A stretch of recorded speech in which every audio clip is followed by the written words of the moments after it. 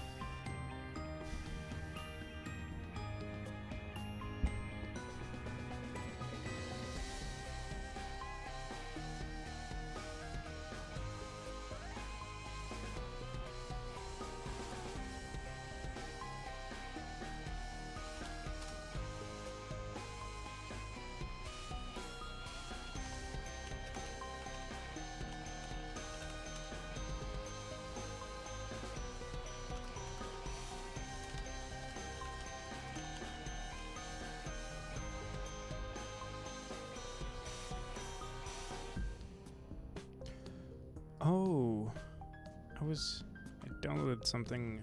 Did I buy it? Let me see.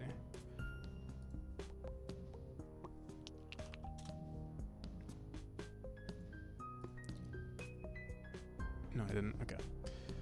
We'll do that later, I guess.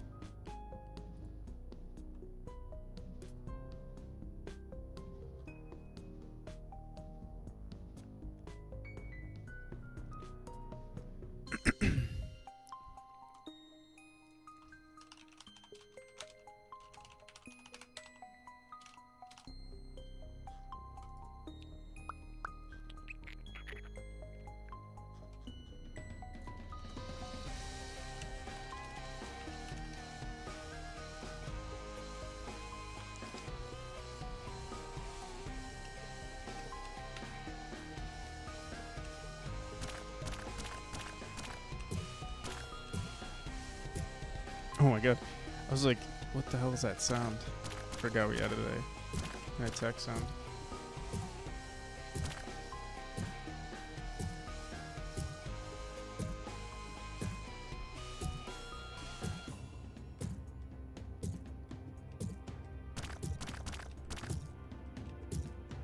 Okay, need to find... let me see if we can find a good way to... Godot homing missile.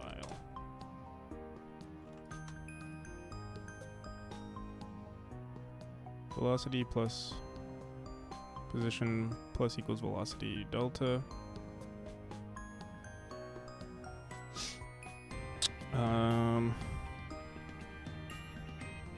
Velocity plus equals acceleration times delta. Velocity equals velocity dot climb speed. Rotation is equal to velocity dot angle. Position plus equals velocity. Alright, so this seems... let's see what else is there. I'm sure there's a bunch of ways to do it. Let's try this one though. Start, transform, global transform is equal to transform, and then velocity equals transform.x and speed. Okay.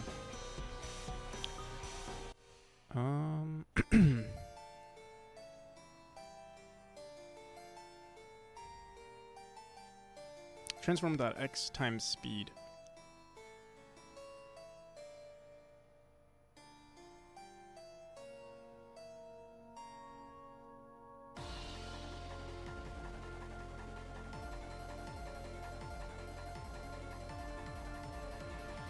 All right.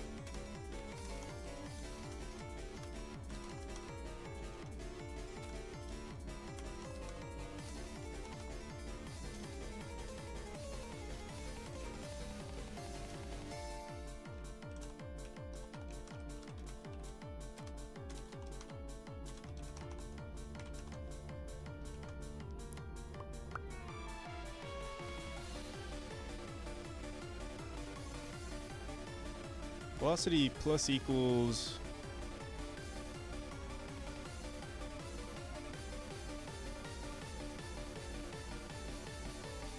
velocity dot clamped speed. I'm not sure exactly why. What does clamped do?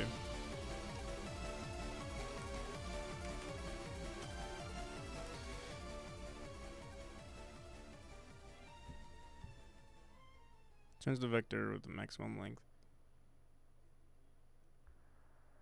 Oh, I see. Okay.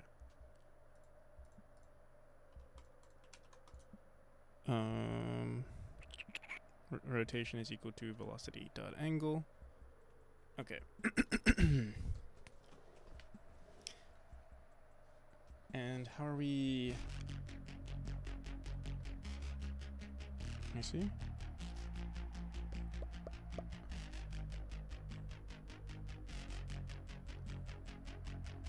Shouldn't we be updating? This is not homing.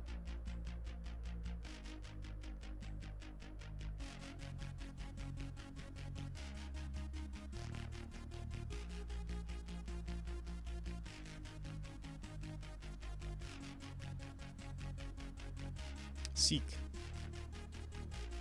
So acceleration plus equals seek. That's what they're doing. Desired.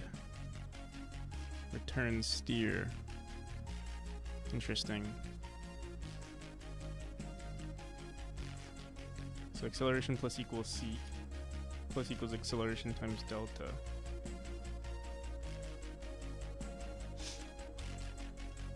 Whoops.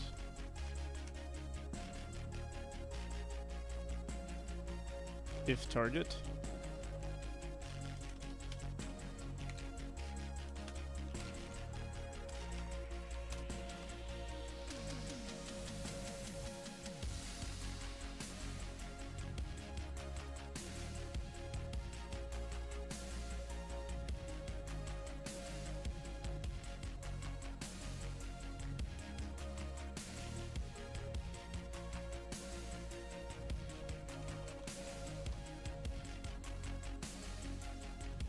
Steer force. We don't have a steer force variable.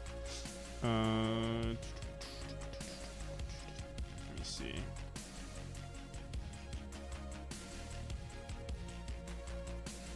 I'll try this out.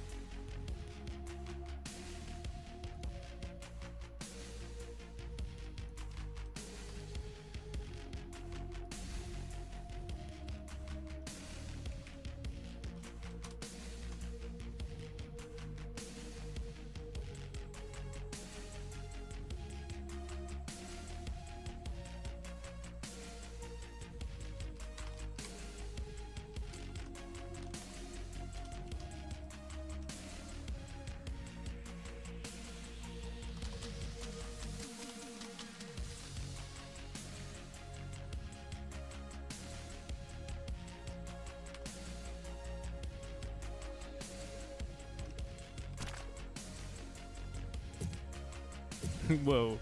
What the hell? Let's see.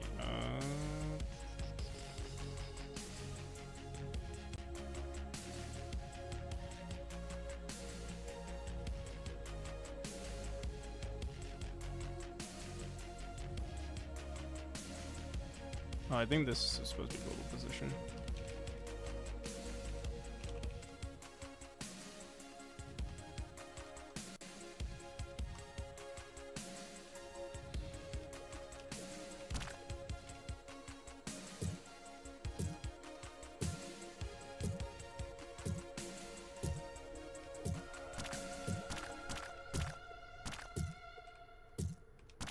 Oh, so this is pretty nice. But when do we end the... When should I end the... Let me see, do they handle that?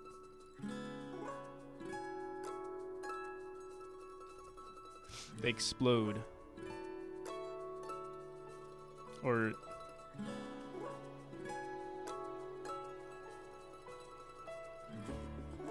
On lifetime timeout, explode. I just want the player to like...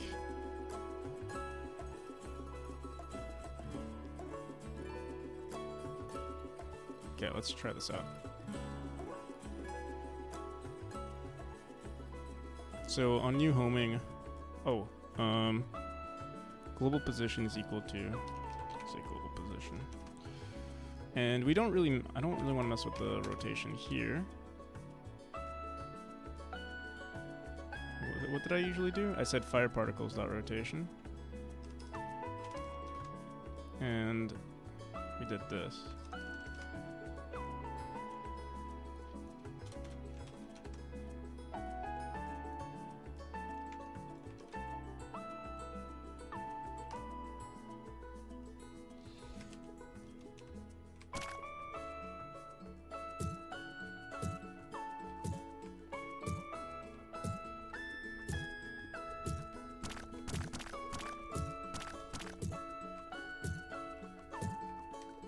We could also make them explode. Like, that could be the thing that happens. But it would have to be within a certain range.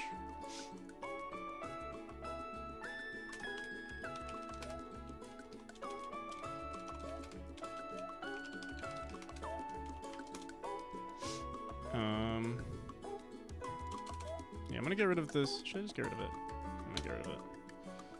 So lead shot. Let's get rid of everything. This homing is already so much better.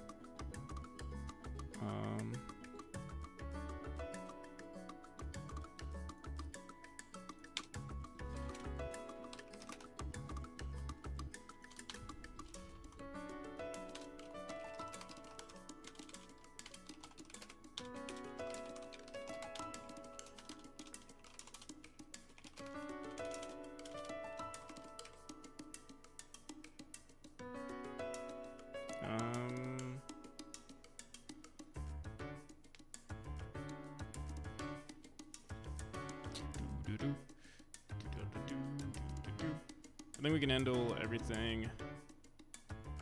Desired is equal to that minus that normal speed. Alright, yeah, we'll do a check distance, and we could put this over here as well. Do we have a distance?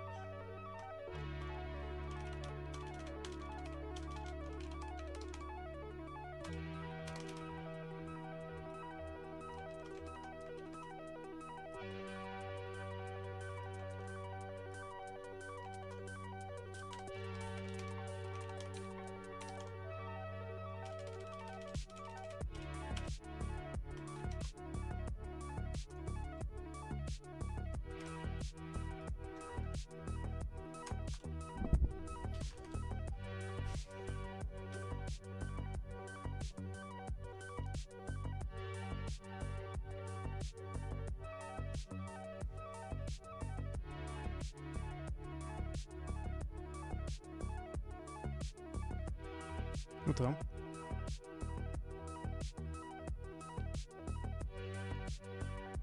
Oh, whoops.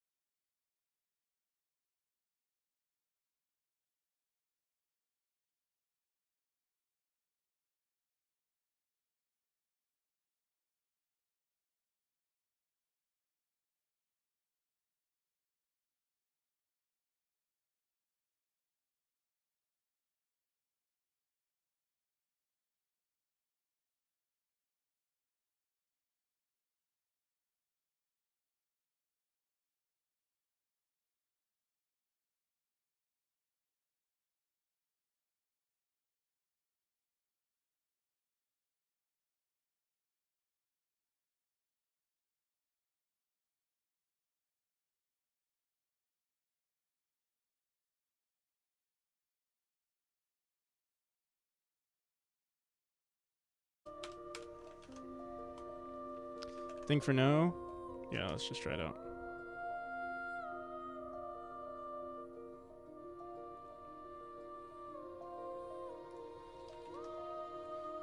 Also, let me reduce the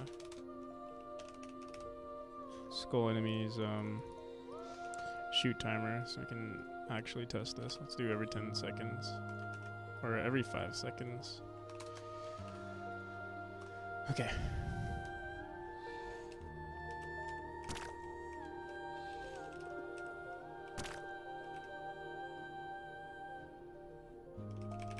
Come on.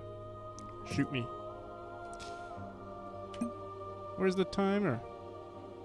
Oh, we never actually wrote it. We never actually told it to.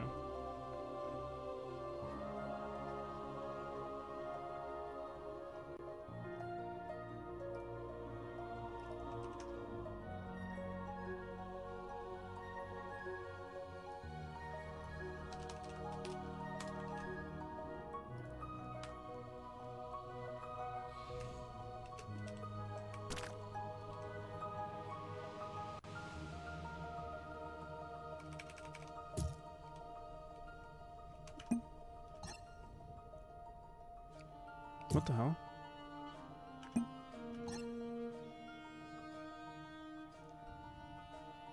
Oh, whoops, we said audio. So I think the distance too is too short.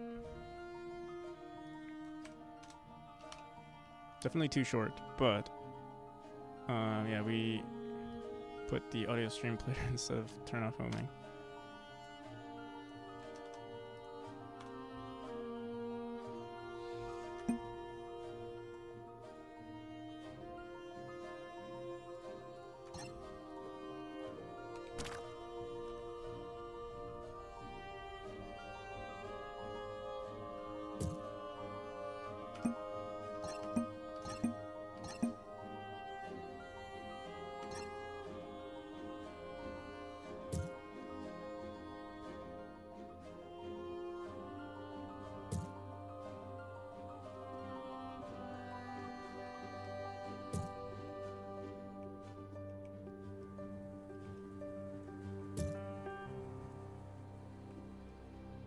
Okay. So the other issue is that maybe the timer here is way too long. Let me try it like 5 seconds. And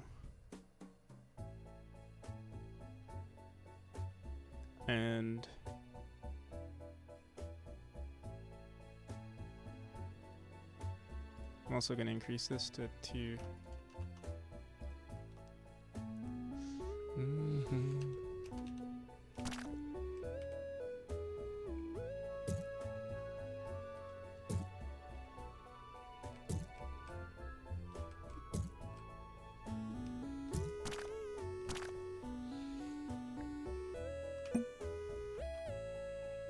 Okay, so I think maybe just the timer here is one, it was too short. Let's try maybe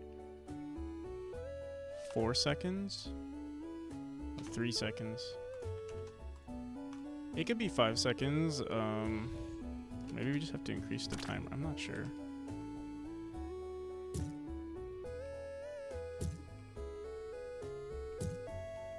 Oh, there we go.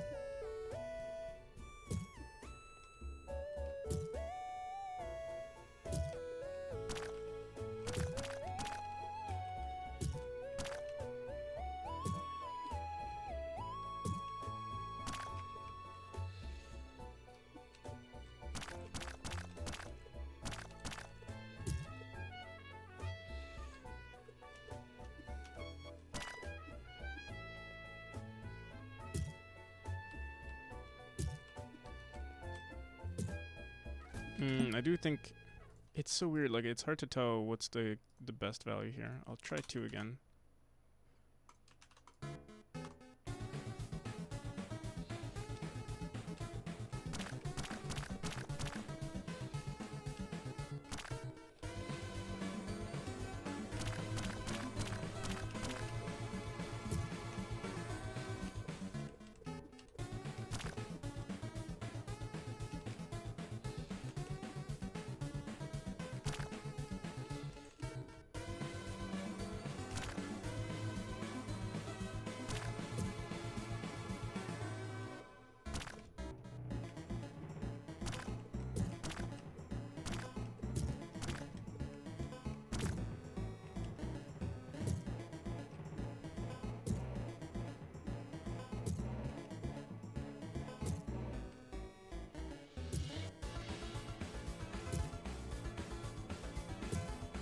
See, that's the thing that feels weird to me, is that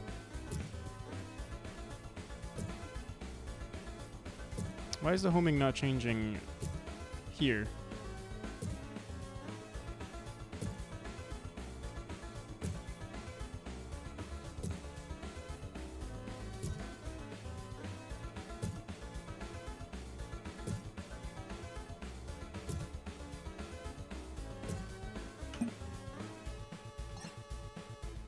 Let me see.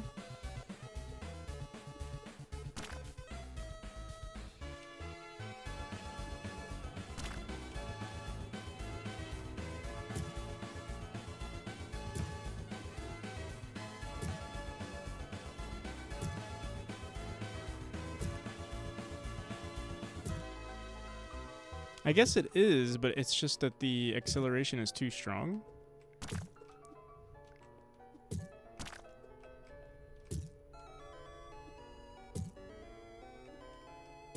I think that's what it is.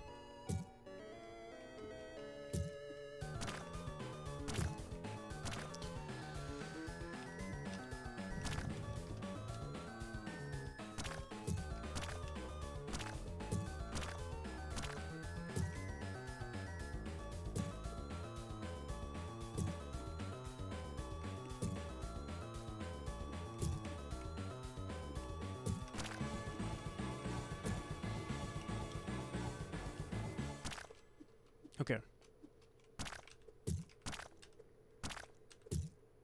I think we'll just stick to this one. But, well, actually, I think we'll stick to the original, but I do want to see also leading target. So, Godot.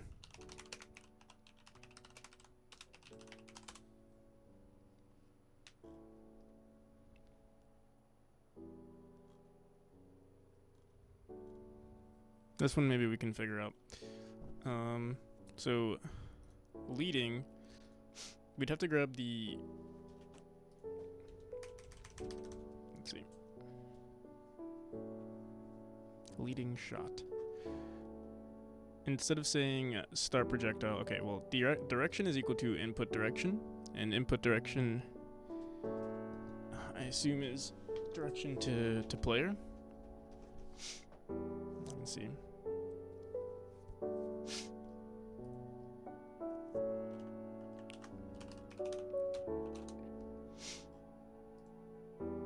RNG randomize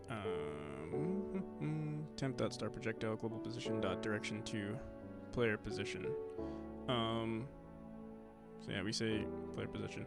I want to say, I'm going to change this to just player node. Do we have an, I think we have a reference to it, yeah. I'm going to say player node instead. Start projectile is equal to global position plus that. Okay, so I'm going to say player node. And then over here, instead of start position, we're going to say player node.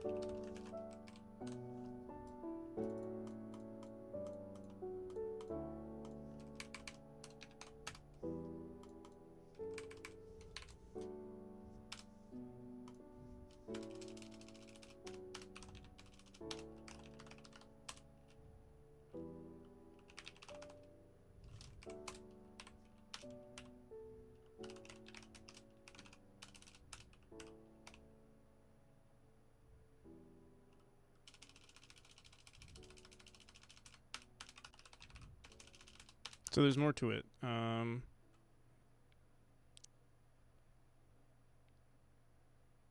Here, we'll just say player node for now.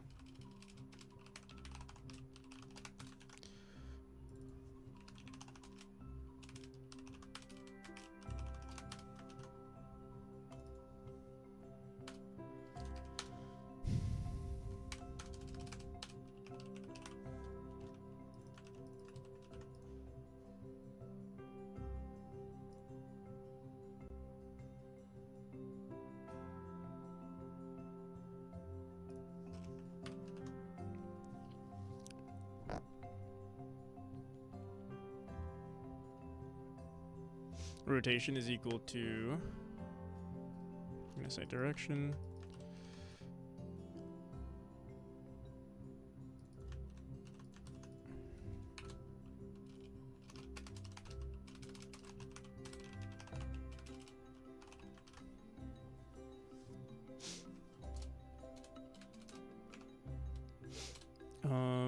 Okay. Output direction, for now, let's just bring it back to what it was originally, which was output direction is equal to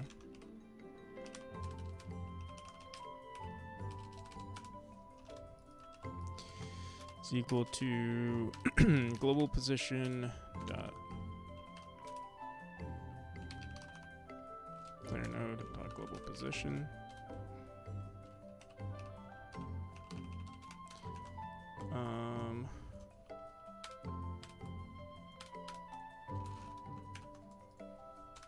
So it should work the same. Let's turn off new homing for now. Let's do this direction. bar direction. Oh, direction is equal to leading shot. Okay. So it should work the same.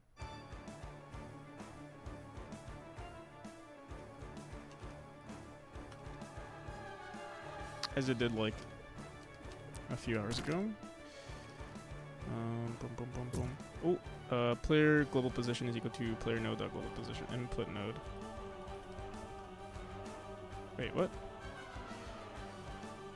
On base nil. Input node direction. What the hell?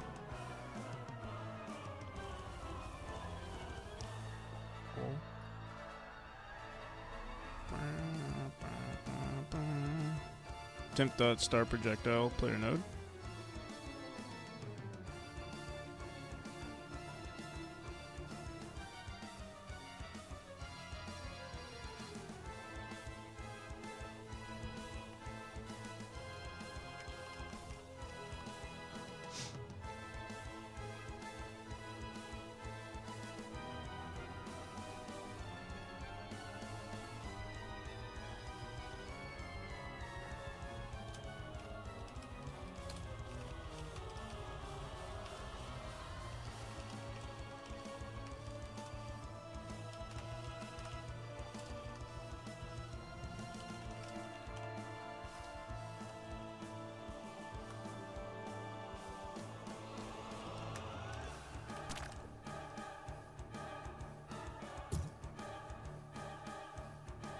Check distance. Player node. We're not updating player node.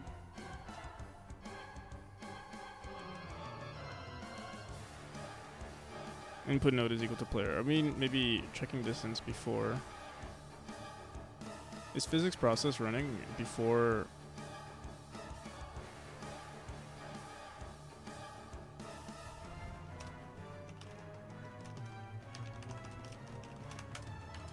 Wait. See something. Skull projectile.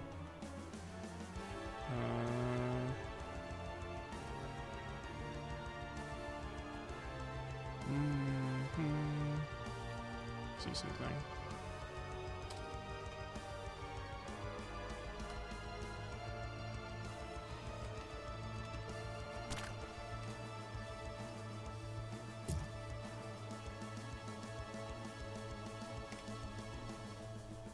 Check distance.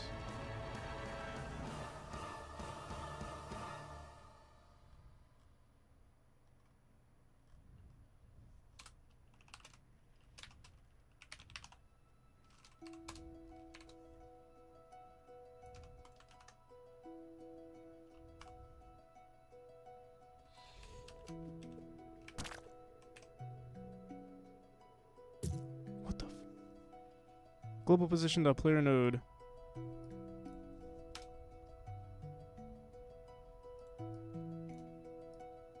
Input node.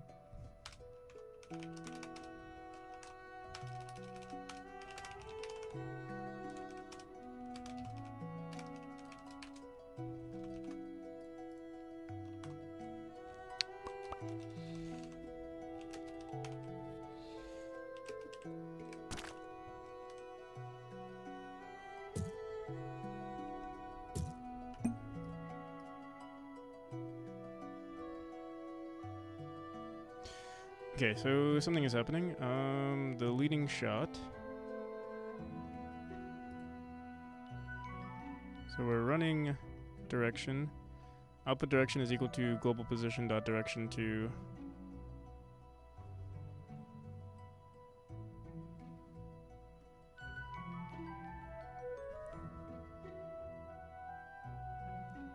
I'm pretty sure. Yeah, we messed up. This is supposed to be.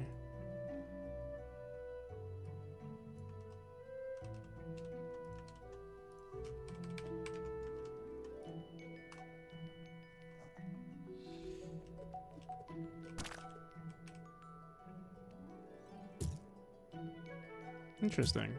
What the hell?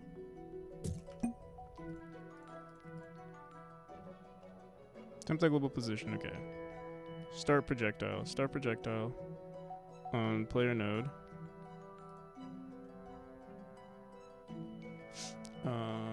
Direction is equal to our leading shot of input node. Leading shot says output direction is equal to global position dot direction to player node dot global position.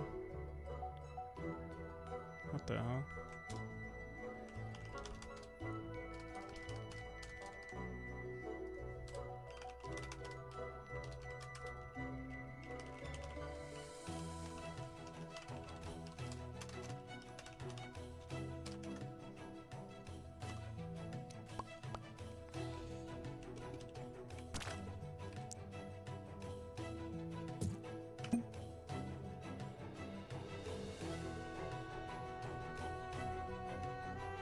Somehow it's pointing to the upright direction.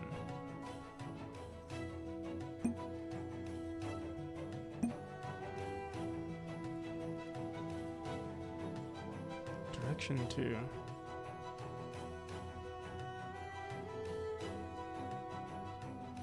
What would I do differently?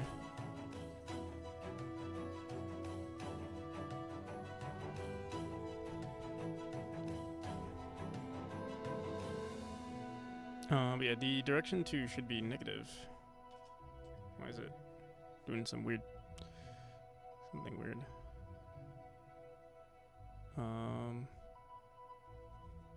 Output direction, what the?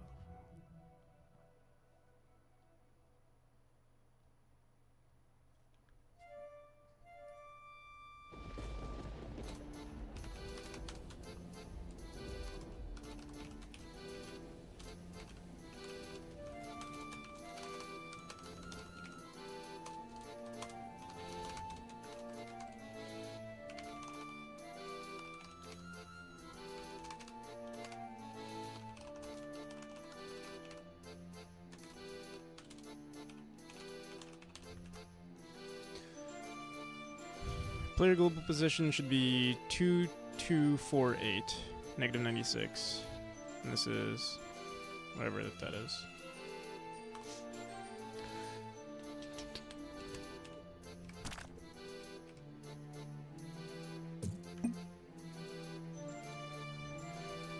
Our global position is 2240, 32. Player global is 2.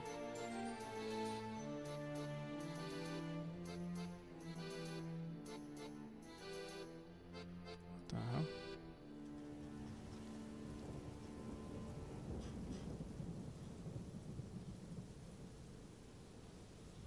2248 for our player, but we're getting two.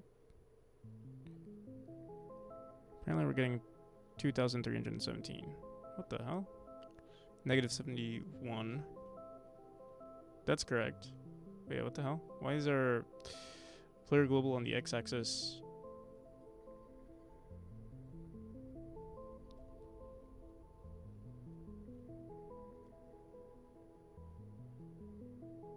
Three seven 2317.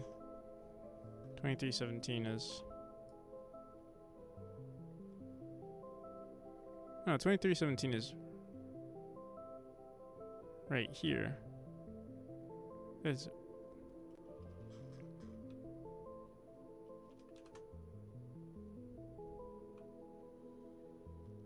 and then the global position of this is 2240 somehow. But that's not correct either.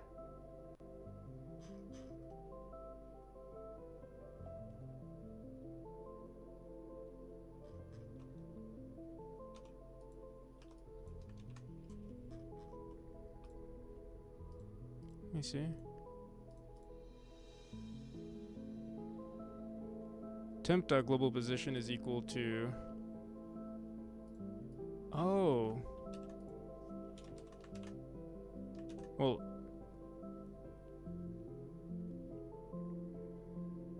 Maybe that explains it. We were messing with the global position afterwards, but. There. Oh my god. Okay, there we go. So, I mean, this is just a regular leading shot.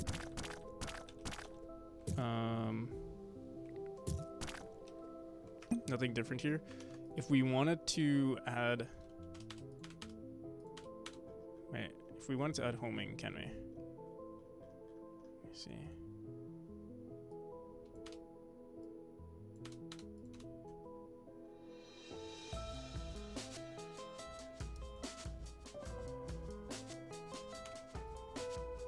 Got rid of this.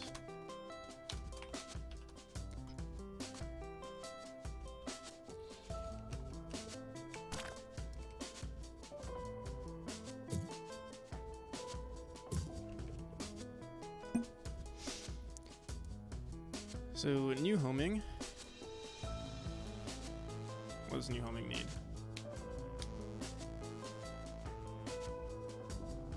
Are we moving at all? Boom, boom. Global position plus equals velocity.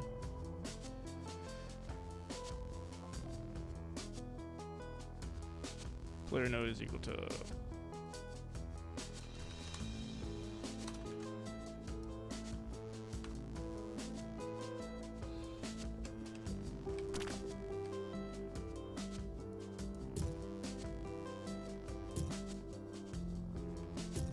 okay, there we go. So we can even do both if we wanted to, homing and leading the shot. But let me see. All right.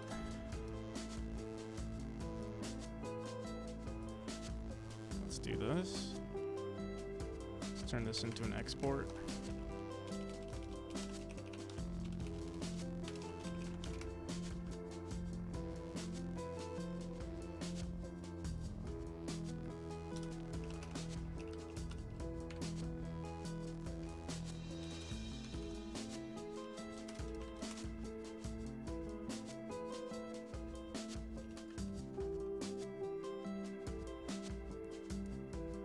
Oh, wait. We can maybe even just use... Let me see. See what happens if we turn off homing. Like the initial values I think will still be set. Oh. They will need to be set. So we could say seek.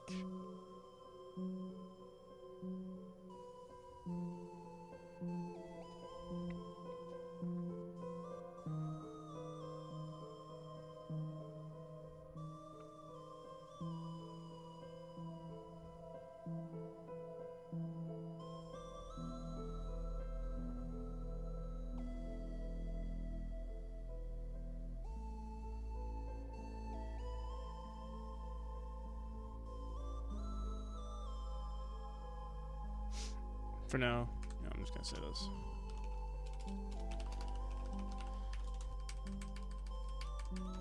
Don't have the brain cells.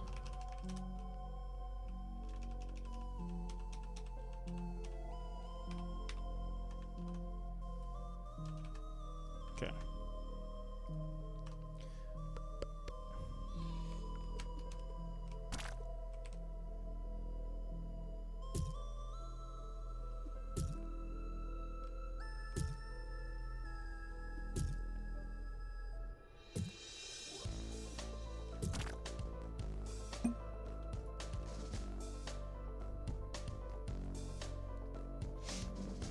Alright, so now let's try finding a leading shot. So this is normal. Let's do... We have a lead shot variable.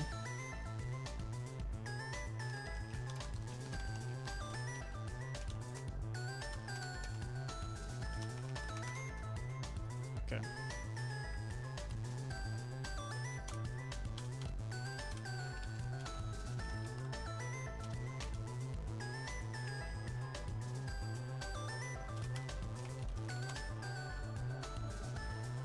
So output direction is going to equal, hopefully, it's going to equal global position dot direction to our player node dot global position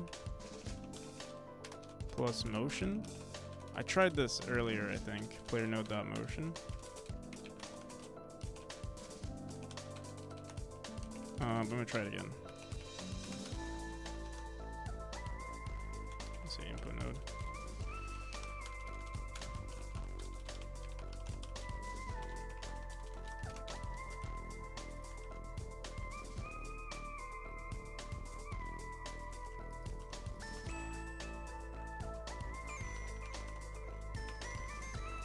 Okay. Target node the global position, target node dot motion. Yeah. I'm not sure how accurate this will be. I mean, our motion is 0. Okay. So yeah, I think this does work. The only issue is we don't really... Oh shit, what the hell? Yeah, okay. Obviously, if the player is like dashing somewhere, then this thing just shoots somewhere else. So what we have to do is like figure out how we like calculate what the player's position is supposed to be based on their motion. Sure, that's plus target node dot motion.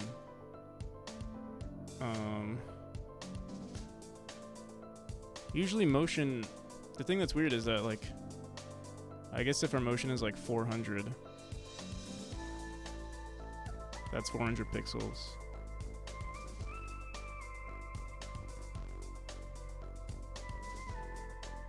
It was a pain. You have to take into account projectile speed as well to calculate the point in the future where they will meet.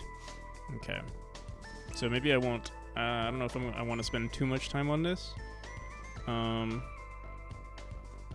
We can maybe just normalize. Yeah, I'm sure there's like so much math involved.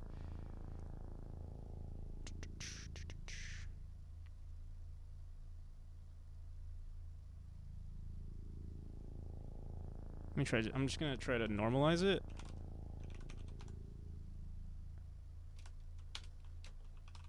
And then multiply like, I don't know, maybe like 5 times our or like 3 times our tile size.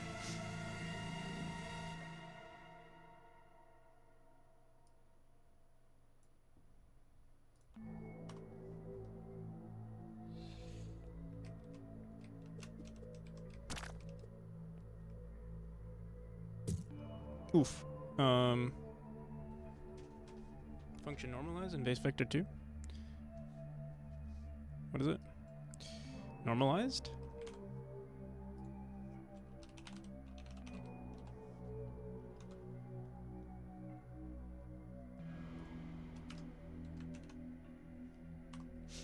My first cut is basically what you were doing, normalize and multiply by a constant factor. Worked decently well. Okay.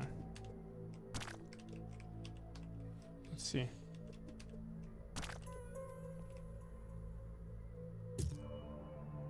Well, let's increase the fire rate.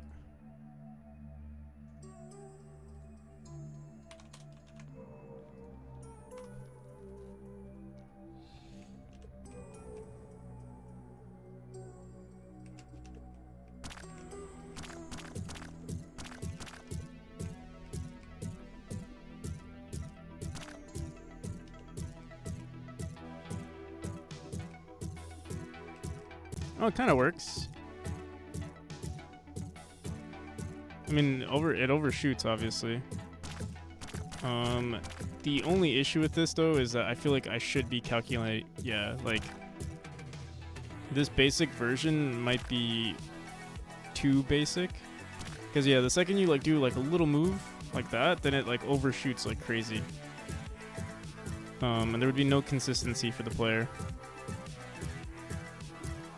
Unless I can figure out something like converting the player's motion, figuring out how to convert the player's motion into like what the leading, and then like, yeah, you would have to consider the what's it called, the speed of the projectile. We could also just set homing to true, and then I feel like that would fix everything. Let's see.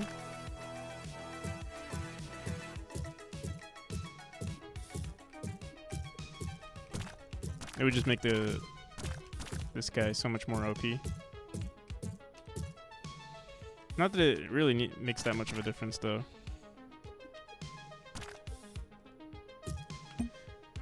An average player motion vector might help a bit to stabilize the shots.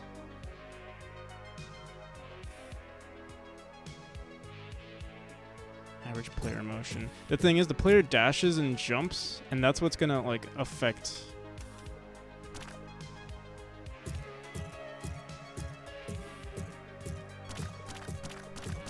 I think that's what's gonna affect everything the most. What the hell? One just went crazy, like, just turned out for no reason. Oh shit.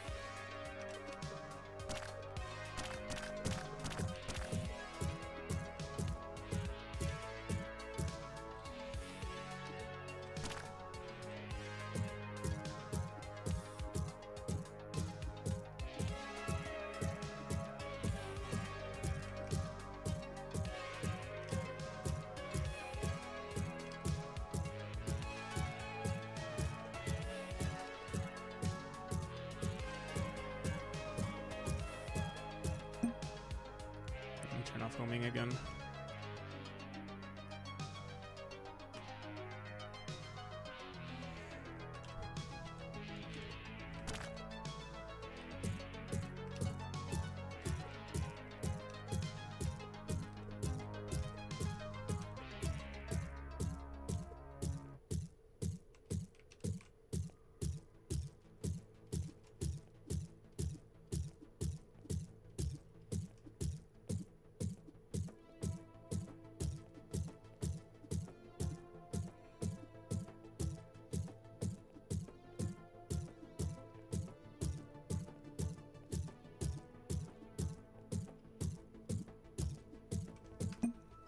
I think we need, like, also with how I calculate it, I need to make sure that it's easy for the player to understand how it's being calculated.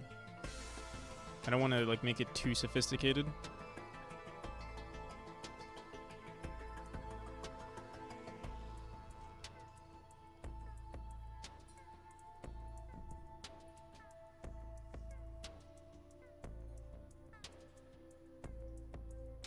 Yes, the skull knows where it is at all times because it doesn't, because it knows where it isn't.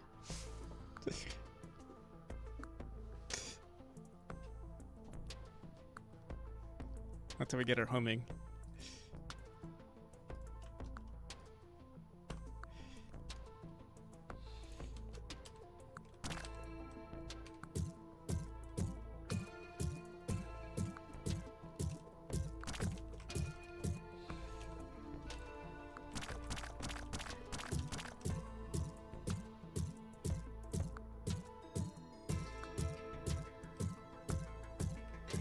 Okay.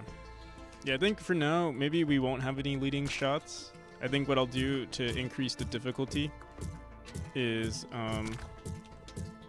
we can always just have more of these, like increase the fire rate or have 2 of these skulls on either side, minus the homing. That way at least there's, unless I can figure out better, like the best way to figure out like the leading shot. But yeah, I feel like it would be pretty math intensive.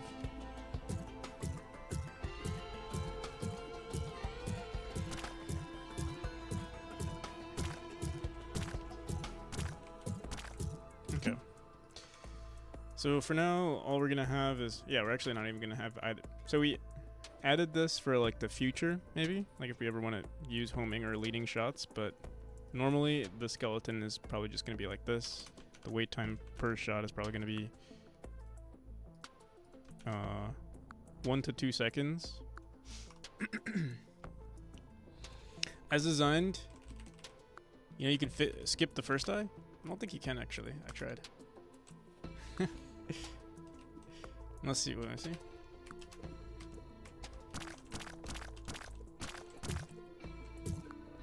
In the next room. Oh, all right, let's see. Oh yeah.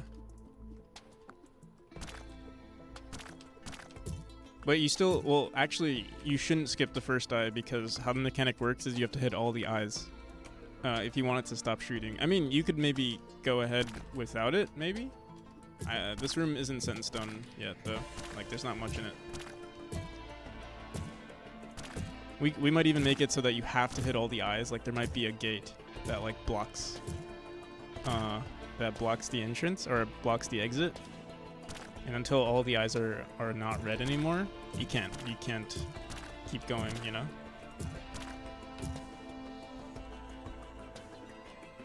You can even make it like really messed up where like if you hit one eye that's white, like, you know, let's say right now the animations are weird, but like you see if let's say you hit this white eye again, it turns everything else red again. So like, you know, let's say we have both of these eyes. These both are white. You can do something where like now that one's gonna turn red again. So you can only hit them once. I'm not sure. We'll see. There's a lot of potential with the mechanic. So there's a random eyeball over there. Can't even reach it.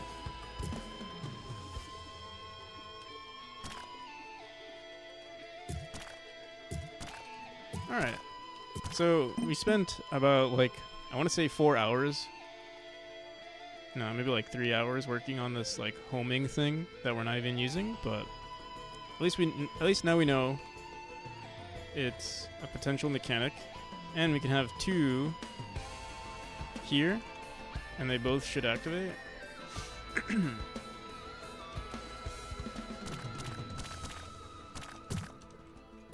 Oh, we should also do something where like they shoot consecutively, like one after the other, rather at the same time.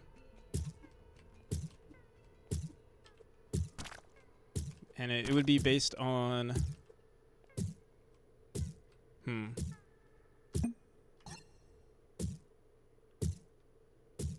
Right now, it seems like...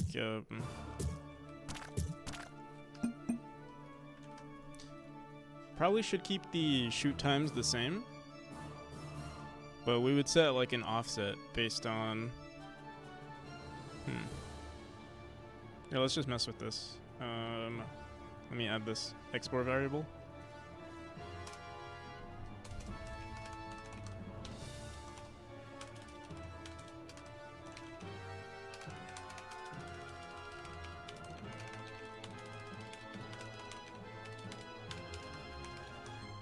Oh my god.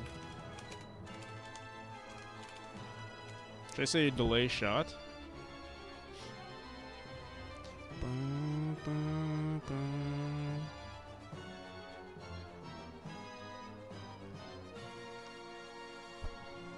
Let's do export var delay shot.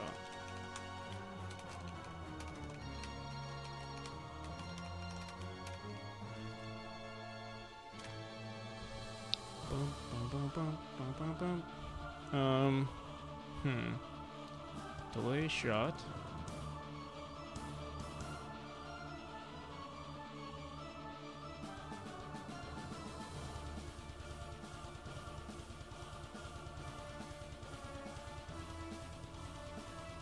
Oh yeah, okay. So this works. What we would say the first time we shoot, or the first time we start the shot, where is it?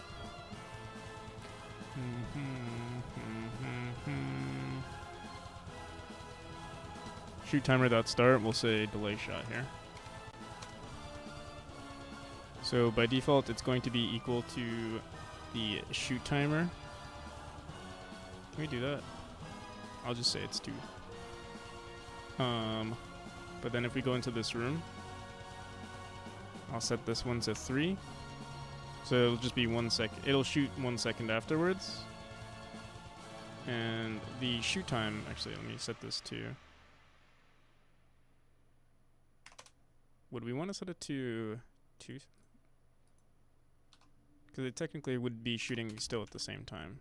Unless I set it to 2 seconds, and then the delay, I would want to set to like, I'd set this to 0, and this to 1, or 3. It could have been either or. Let's try that.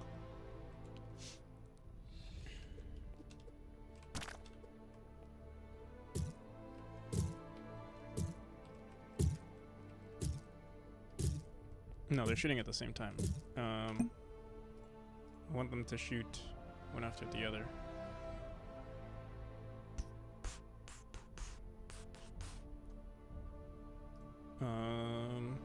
We could connect all of them together and then have some other timer deal with them. That way that we don't have to like calculate the maths between. Like we would just have one timer. So if we wanted to shoot, yeah, we would grab it on the ready or something, which we already do. Actually, it might work. I think I kind of like that more. If we wanted to shoot consecutively. Okay, let's try that. Currently, they are not connected. So we say connect child nodes for child if is in group. We have the other thing though is oops.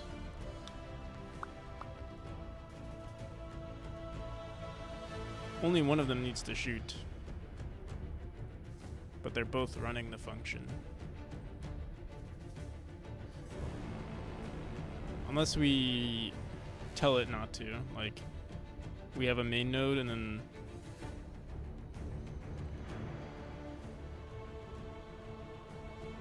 if main node shoot timer for all of the other ones, we have one that controls all of them. One skull to rule them all.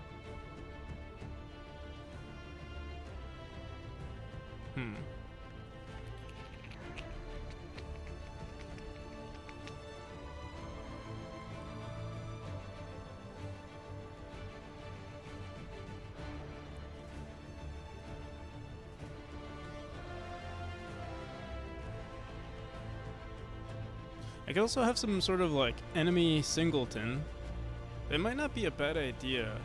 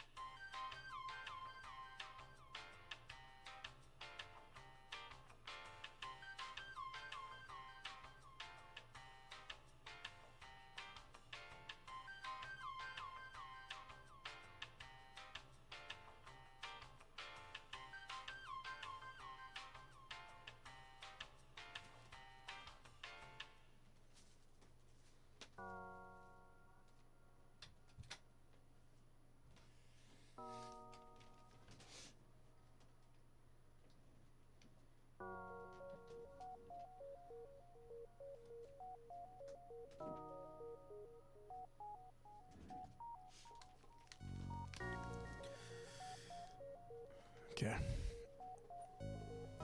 That was a hefty one, I gotta say.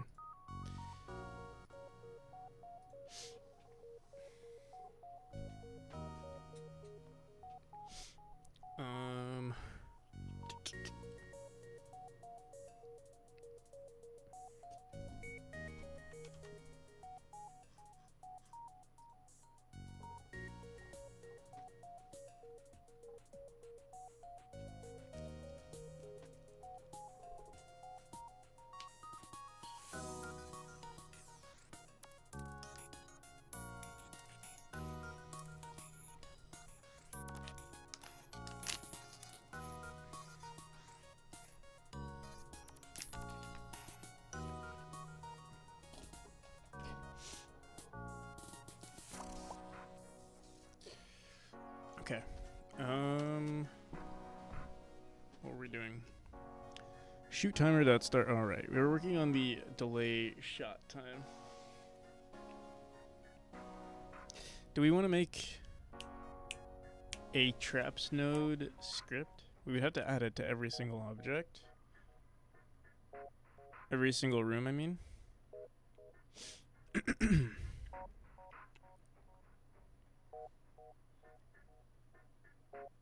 We could also just create a enemy singleton.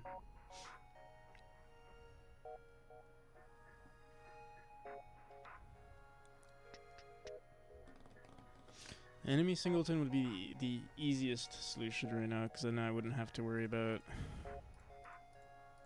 going into every room and adding a new script.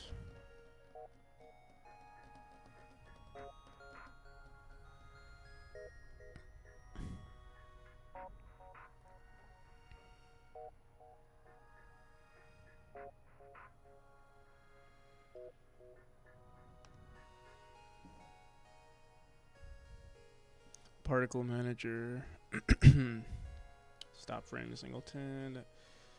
Signal manager. What is the signal manager? What do I do there? I feel like we made one, and I don't think we. I don't know if we actually ever use this.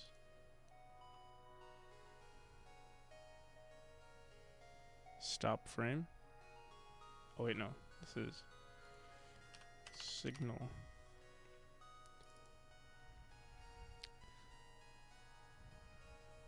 Lock camera? Why would I unlock camera? Low player node that end read timer node. Why am I locking the camera ever? Let me see.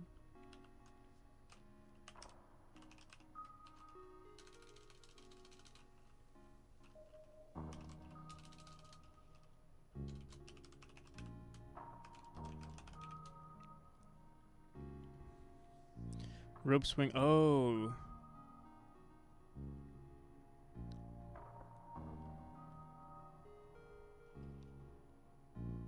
For the rope swing, we lock the camera, right?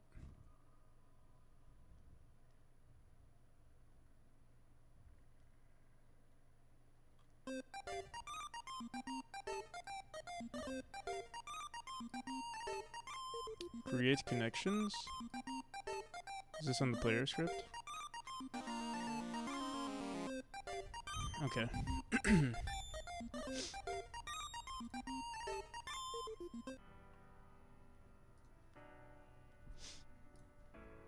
Yeah, the easiest way to deal with this would be to make an enemy manager.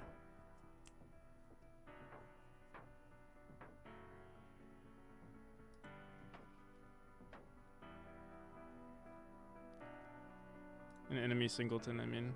Or we could put it in a level manager. Or a room manager.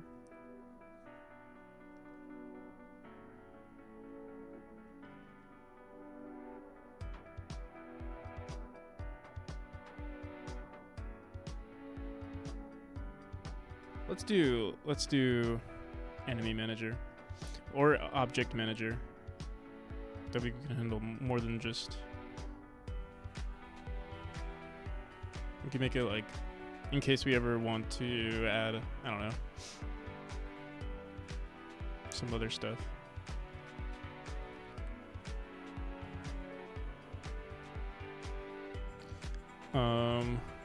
No, I'm gonna make I'm gonna make an enemy manager. Fuck it. Let's do it. I'm gonna make it into a scene for now. That way we can just switch to the script easily.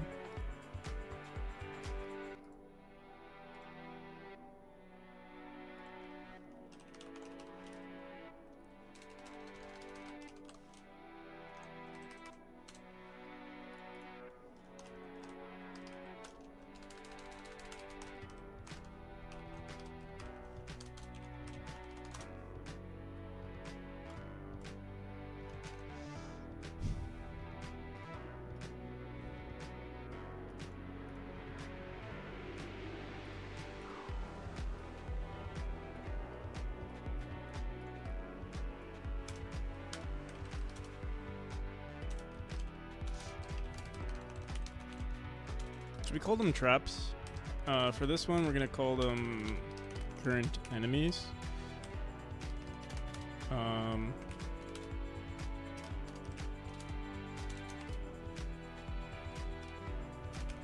Oops.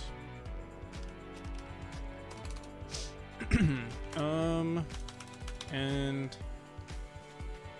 we're gonna actually maybe adding a timer here would be good because then we can like. Yeah, maybe it will be a node, because then we can add a timer here. And this would be the skull attack timer or something like that.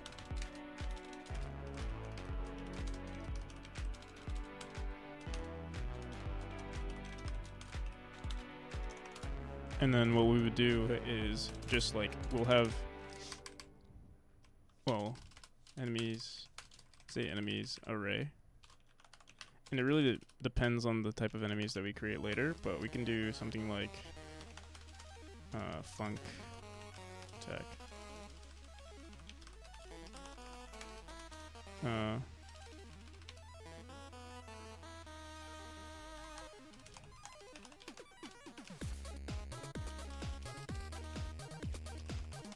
Current enemy.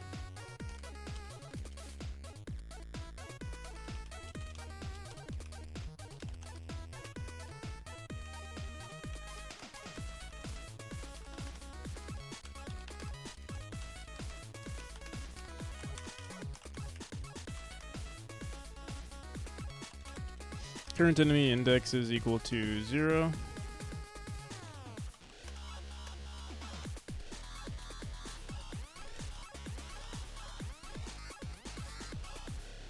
And then we would just say, run, shoot, or run attack, whatever it is.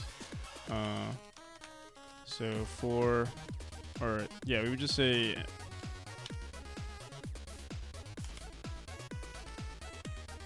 enemies array of current enemy.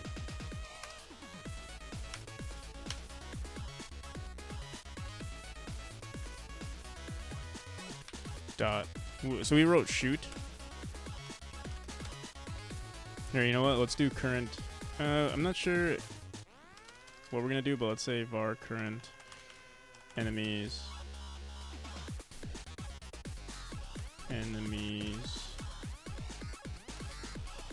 Current skull enemies.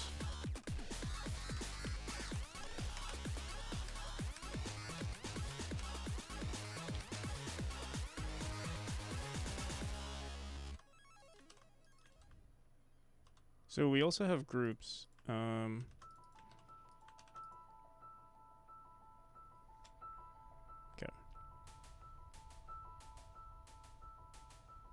Oh, whoops.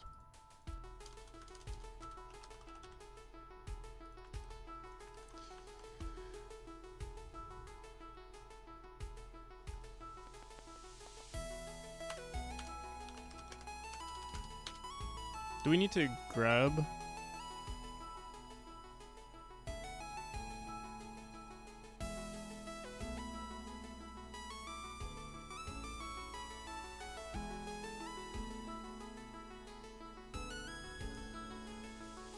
Let's do this. Current skull index.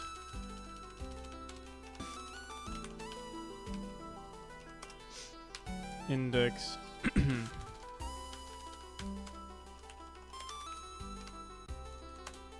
current skull index is greater than our current skull enemies dot size -1 current skull index is equal to 0, and we tell it to shoot, and then we want to start the timer again.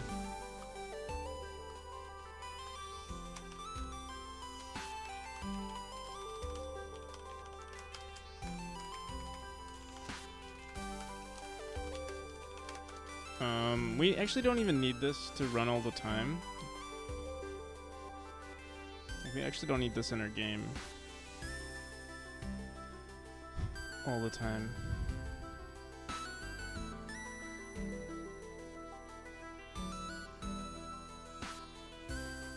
I'm trying to think if there's a better way to go about this.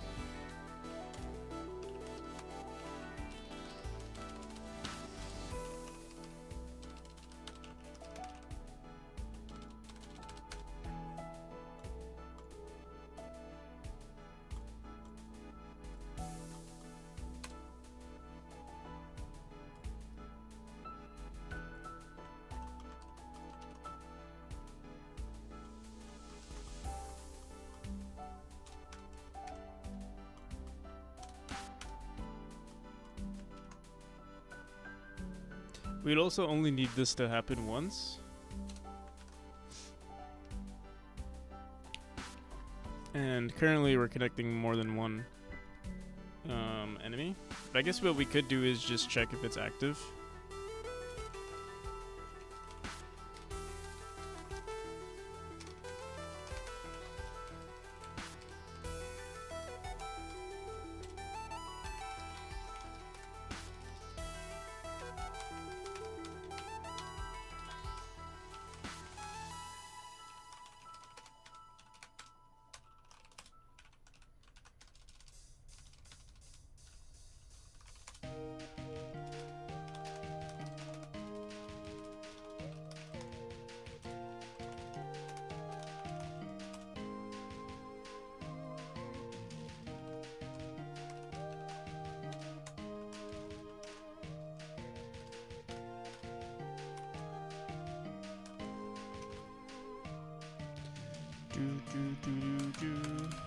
Okay.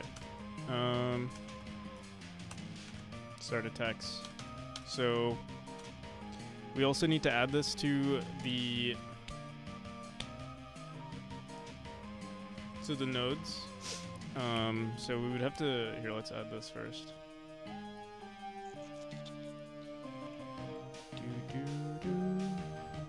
Single tones. Enemy manager dot scene.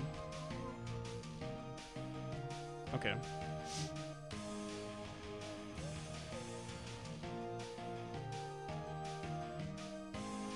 What's this?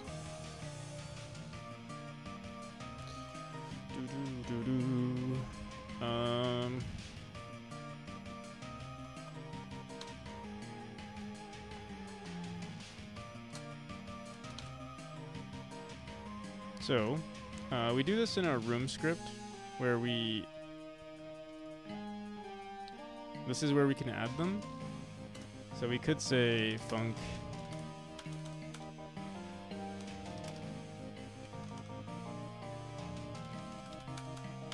current skull enemies is equal to now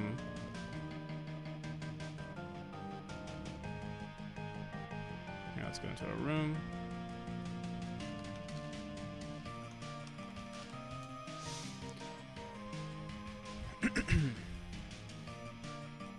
So you say for object in groups skull enemies we could just say enemy manager.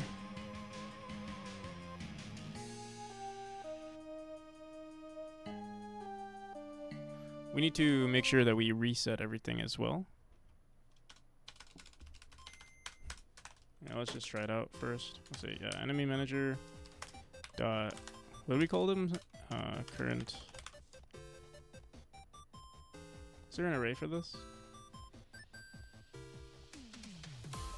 I think we could just say,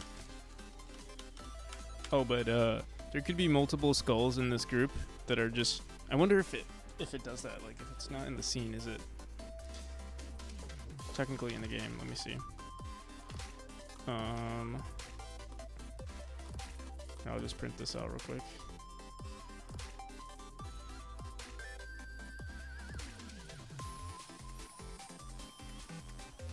Where's our just go into a random.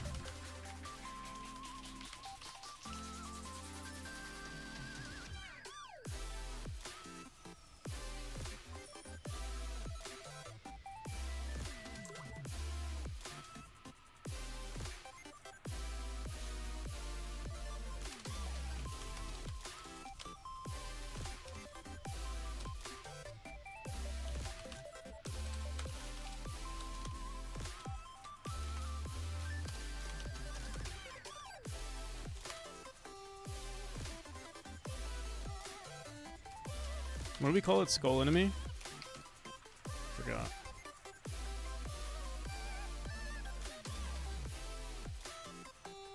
Are they not in a group? Oh.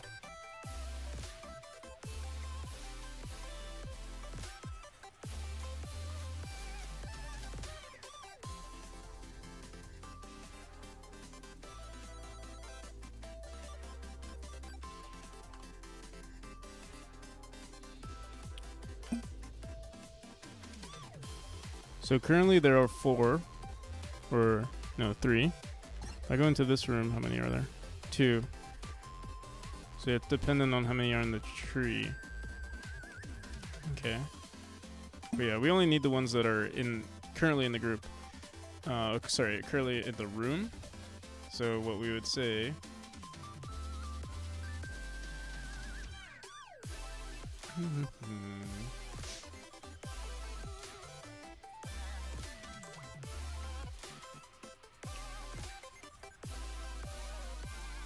Should we say func get current? We could say func get current enemies and grab the level manager dot current room.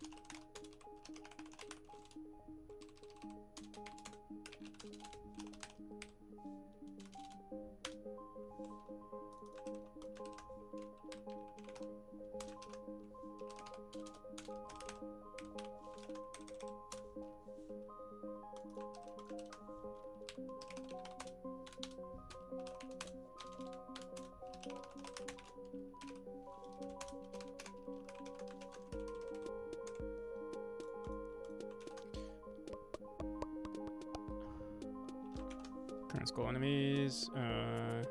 Add them.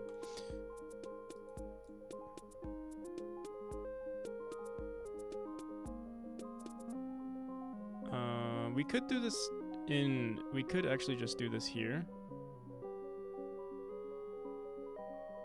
But we're only going through each of these, so we would have to just like reset it before we go through the traps node.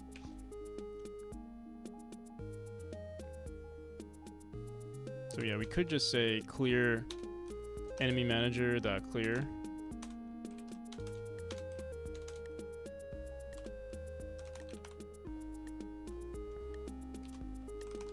Actually, that might be better.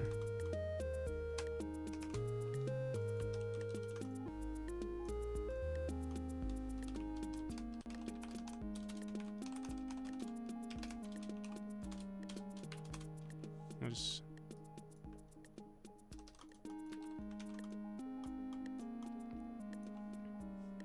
do we even need this?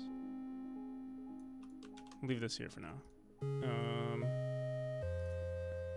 Manager that clear enemies, and then if it's in group, we just append it. Enemy manager. Should we add a function called like? Yeah, let's just do it.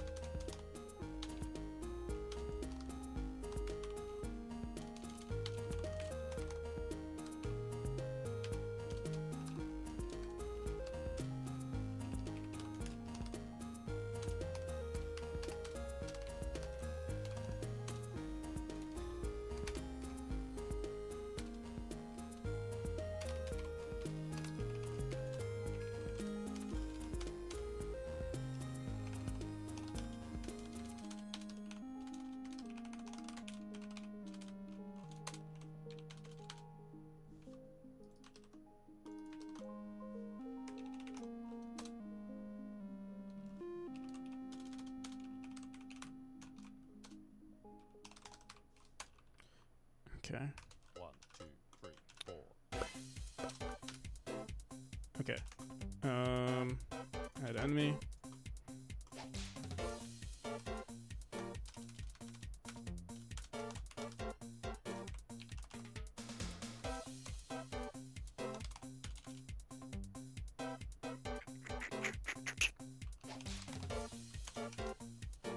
Enemy object. Okay.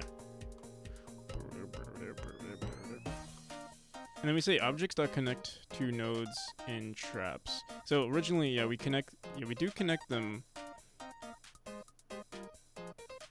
I feel like eventually we might want to put all of this stuff in the enemy manager if we're gonna stick to using this.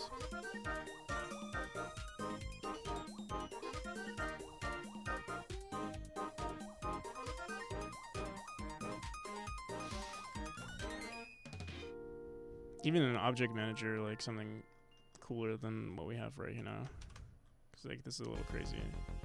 Okay.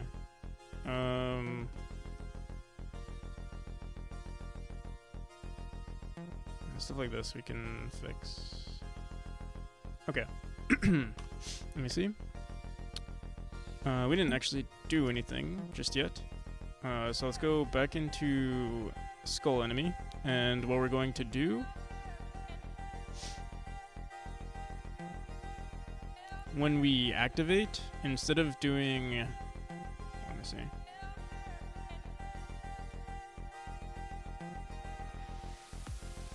Let me see, prepare attack.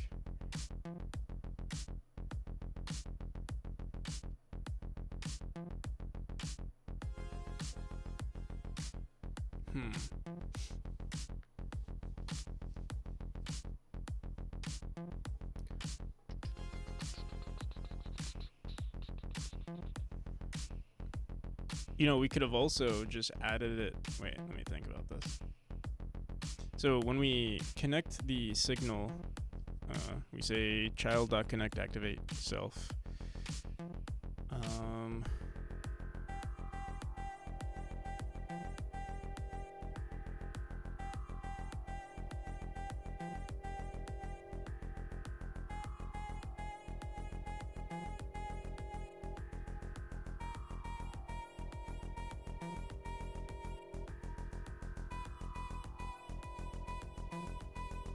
Just want to get this right the first time around. What would we do? We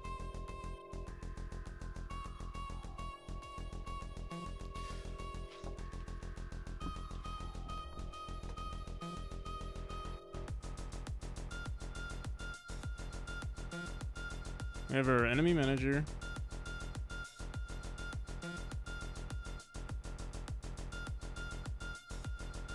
We have our eyeball.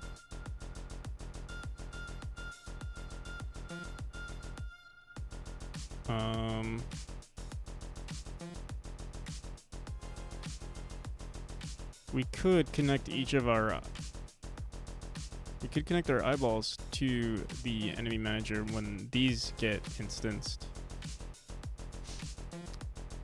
Let me see.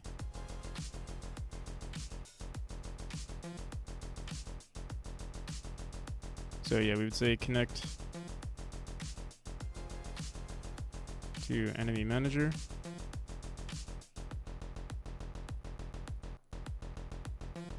Then the enemy manager would tell every single node, every single skull to activate.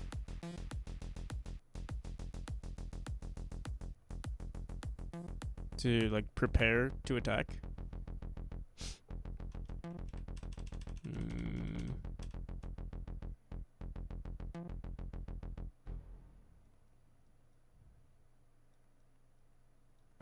And then let me see. When we activate, we tell them to just do this, prepare their attack, and then what do we do after prepare attack? After prepare attack, we start doing this. Play attack. Start following. And shoot timer that start. What we could do instead is leave it. We say play attack. The attack animation loops. We'll say start following as well, but the timer we won't start. And what we'll do, well, we say activated. Maybe we should say like can shoot. That way, the enemy manager would know if it can shoot. We could also use can start following as, but yeah, like can shoot is probably better. Let's see.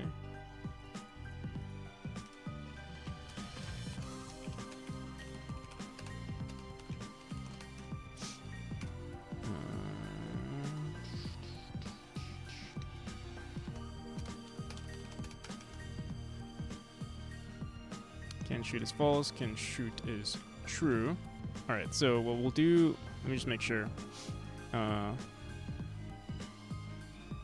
So for child in input node that get children, if child is in group eyeballs, we say connect. So I guess we could add this to our, like basically add this signal, connecting these signals to our enemy manager.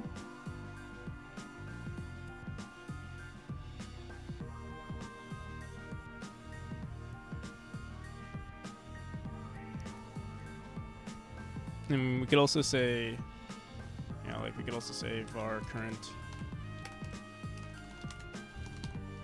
eyeball.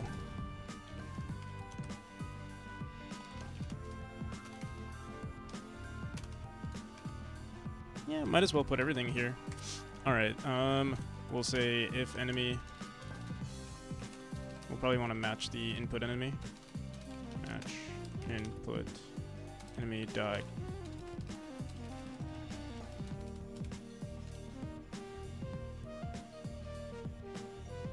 Can we match the group that it's in? I don't think we can grab it because they can be in multiple groups. So we would have to say if it's in a certain group. Yeah, okay.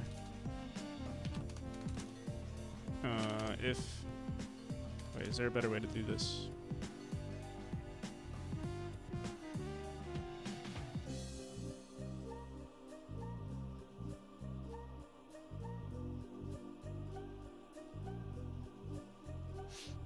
Um,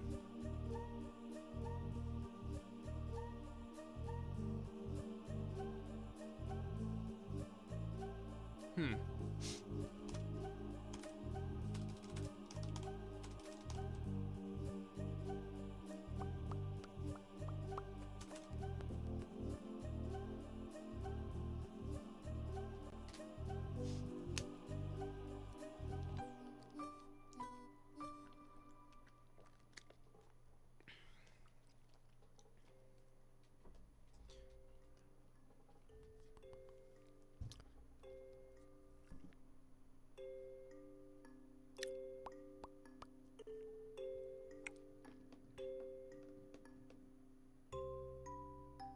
We also have a type variable.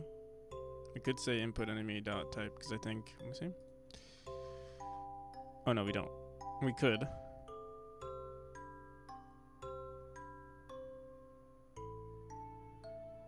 I think we do have one for our eyes though. So yeah, we could say const var const type is equal to skull enemy.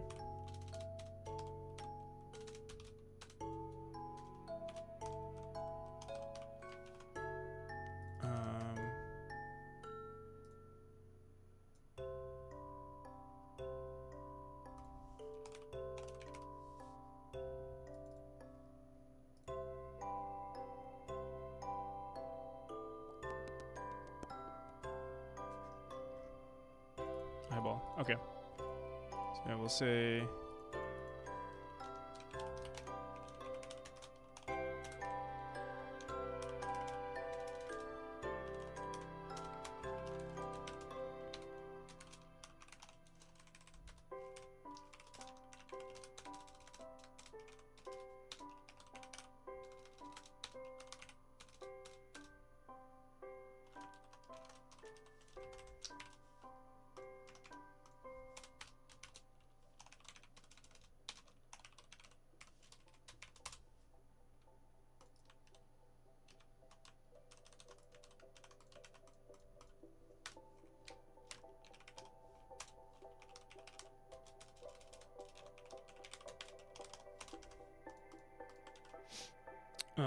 and then we would have to add this in our room. Skull enemies.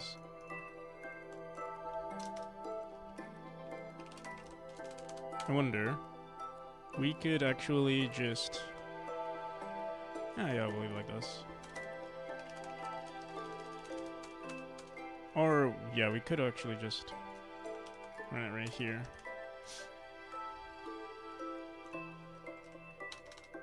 So we might want to put, like, right now we have our fireboxes and reactive spikes here. We could also put them in our enemy manager. Even though they're not actually enemies, but I mean, they're traps. They're like static enemies. Enemy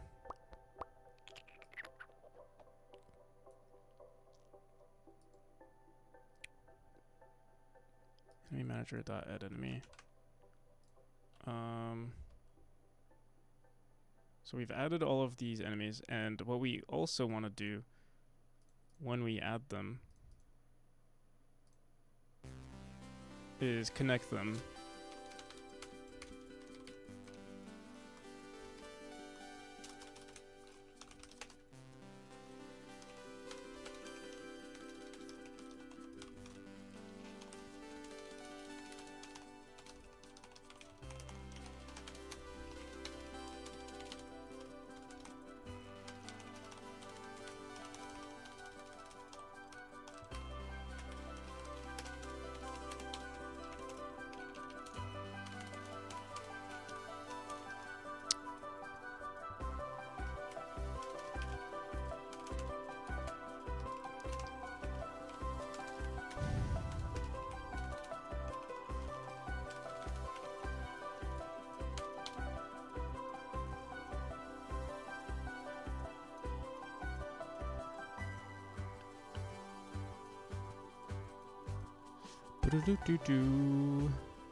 Do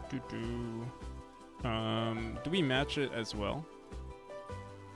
We want to handle all types of enemies. Or I guess we could put it in here. Like input enemy dot connect whatever, or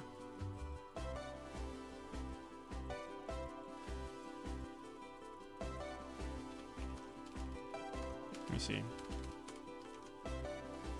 So the first one that we want to do, let's see. We say activate. Yeah, just activate. And activate is going to say to trigger all skull enemies. So let's say func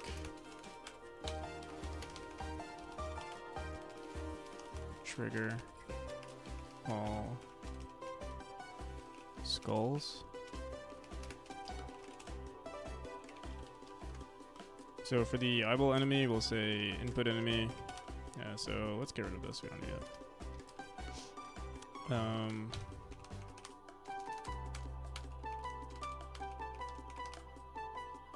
Input enemy dot connect.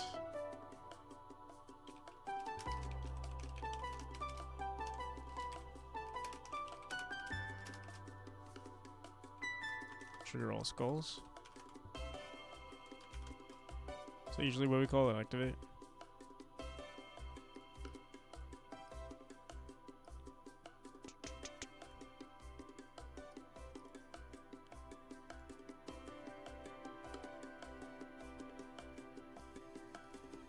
Wait, where's our... Yeah, okay. So trigger all skulls. And wait, actually, it's also gonna trigger all enemies. I mean, trigger all other eyeballs as well. So maybe we should call it like eyeball trigger.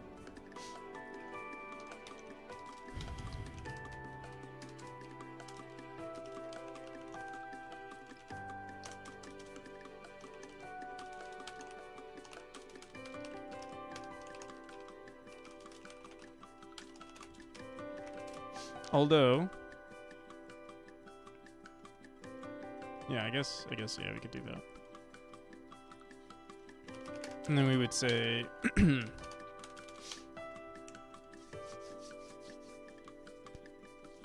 there a, I think we have a triggered, yeah, we do.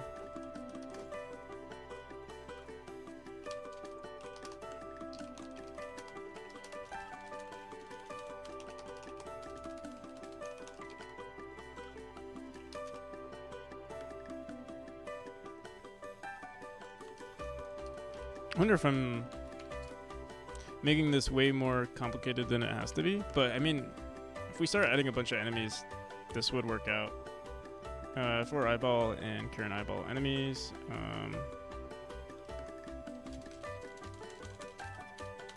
do we have a trigger script? I feel like we do. We do. If not triggered,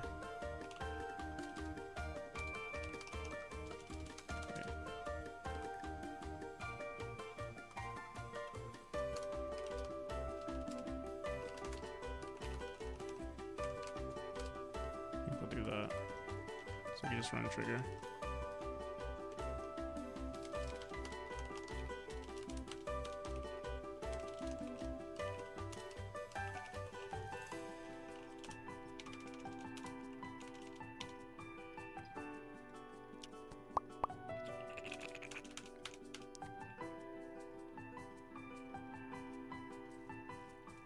Just found your stream. This is off topic from your current task, but what are you using for your level editing workflow? Tiled or LDTK or native Godot? Yeah, I'm using the Godot tile map system.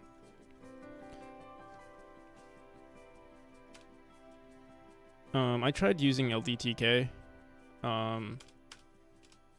but it was just too much to make it. Like, I made so many levels already using the tile map system that I just decided to work with it.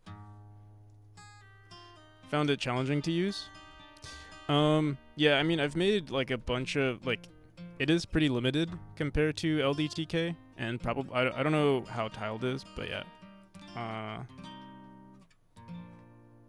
But yeah, I started out with the Godot tile map system. Also, I use 3.5. I'm not sure if you're on like 4 or something. 4 looks kind of annoying to get used to.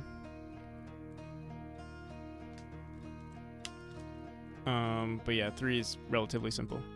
Yeah.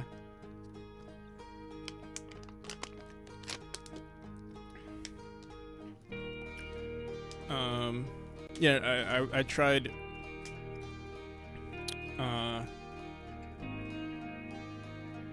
I tried going into 4 for like transferring everything in this game over to 4, but like there was just too much, especially with the tile map system. Like that was the one thing that discouraged me the most. Was everything with the tile map, so I decided, hey, let me just stick to 3.5.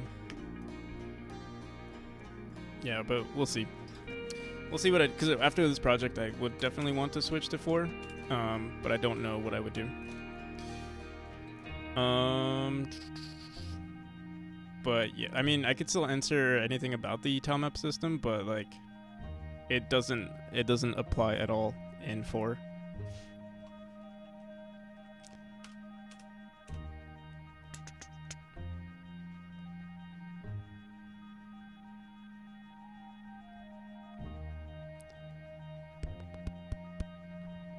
All right. So we've connected. Let's just. I guess let's just make sure this works. We wrote so much, and I don't even, like, kind of got lost in whatever the hell is going on here. Trigger other eyeballs. So we would want to get rid of. Let's just comment this out.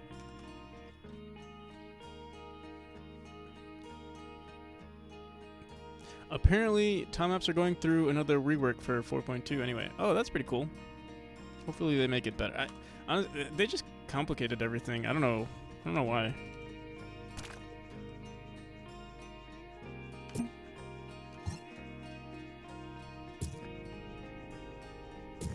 Alright, all the signals seem to work, but then the eyeballs turned red.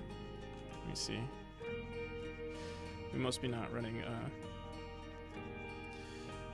the connection.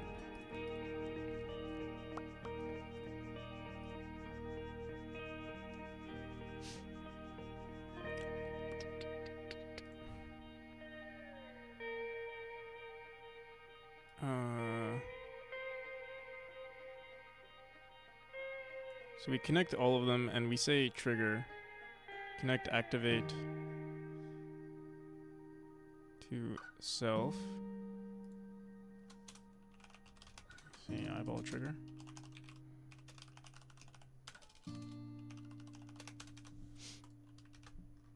What else are we spamming? Skull enemy. Where are we printing this again? Oh, I think we're printing it on a player. Okay. Boop, boop, boop.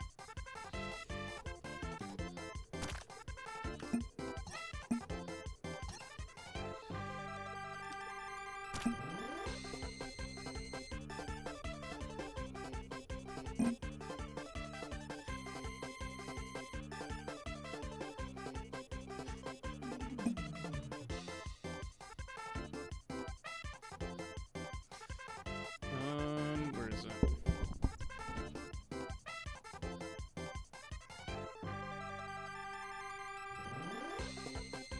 If not triggered.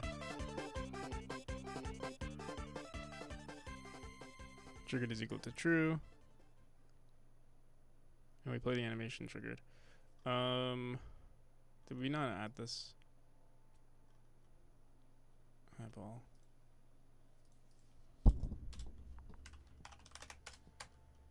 Oh, we also want to make sure we're clearing all of our other enemies.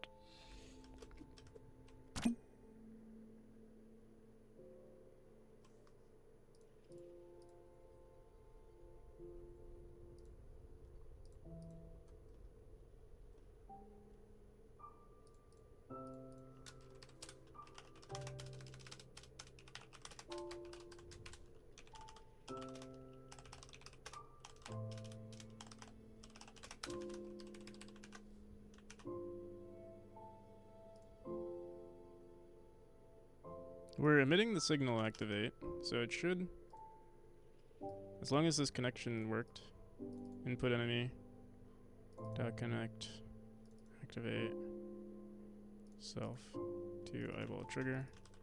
Oh. I think I spelled it wrong, that's why. There, oh yeah, I wrote eyeball. Oops.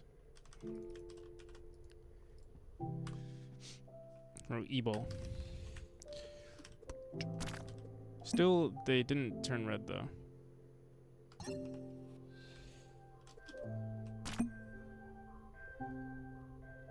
Enter bounce.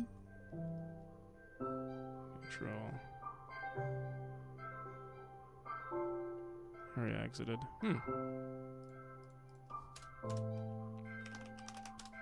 We are print. Print. Activate. Signal emitted.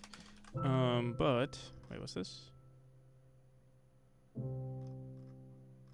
When we restart the room, I'll look at the next. Let me see.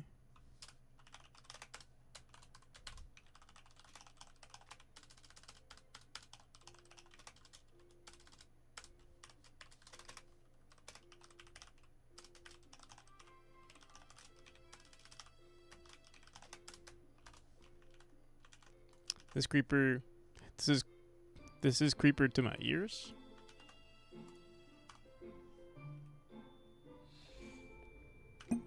Skull enemy, eyeball enemy. So it seems like we are adding them. Or at least it's printing that we are adding them. And then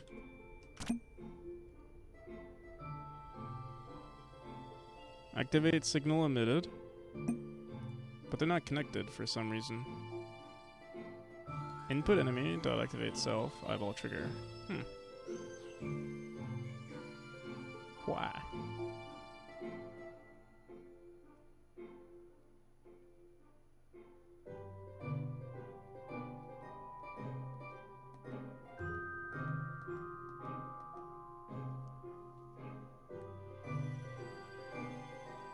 I see something? Clear enemies.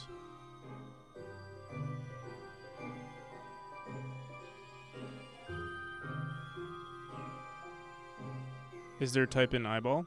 E-ball? You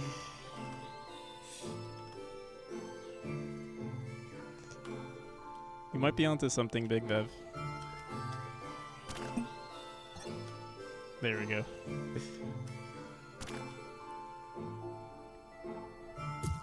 I blame it on my sleep, but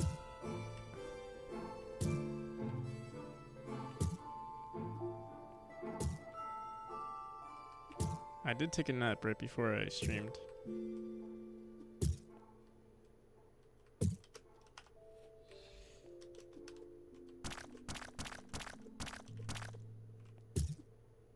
As long as I don't make any typos, I'm good.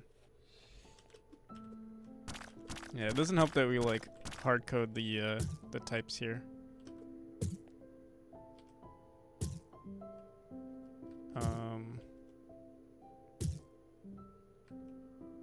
All right. There's still some things that we want to do.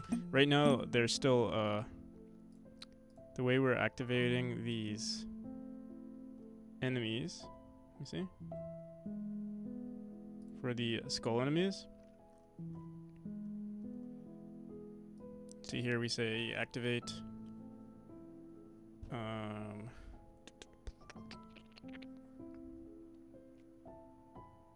Connect to nodes. So yeah, we don't want to connect them this way. We want to connect them. Oh, let's make sure our eyeball doesn't connect any other way either. I don't think they do, but I just want to make sure. Okay. Let's go back into our skull enemy. So we're not going to connect them this way. I'm going to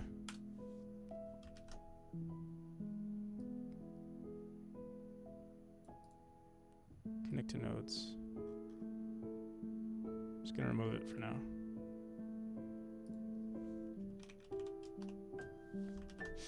What we're going to do instead is for the eyeball trigger, we'll say for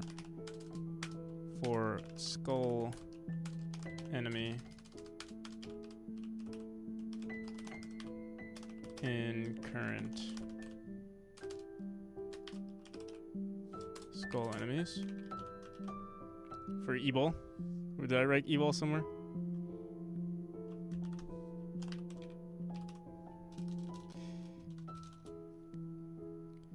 I have semicolon everywhere. C++ moment. Colon and or semicolon everywhere. Just wanted to mess with you. How dare you? So what do we use for the skull enemies? I don't think we... So currently, the skull enemies, we just say... Oh, we just say activate? And if not activate... Alright, let's try this out. So...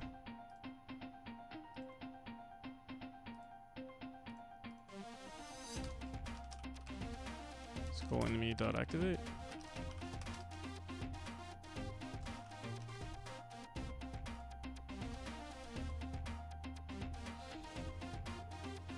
Last time I saw you code, you weren't in hell.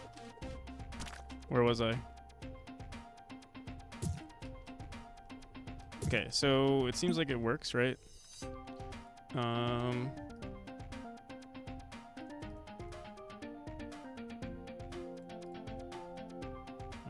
Let me make sure we did remove the signal here, right?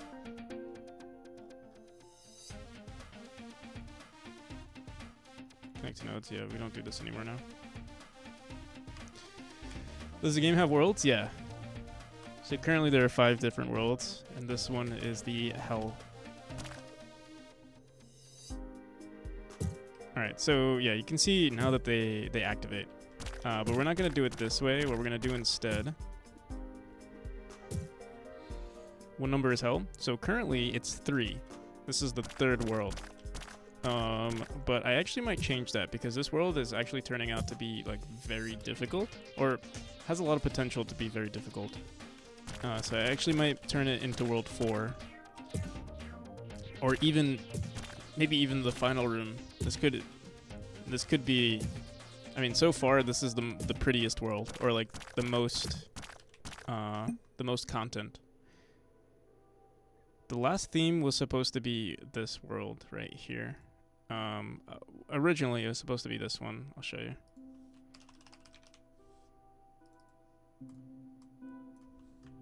Actually, I don't even remember what we call it. Let me see. It's whatever. It's chapter 6. I'll just grab this. Let's say chapter 6. But it's very outdated. It has like cool potential. I think you've probably seen it before. This one.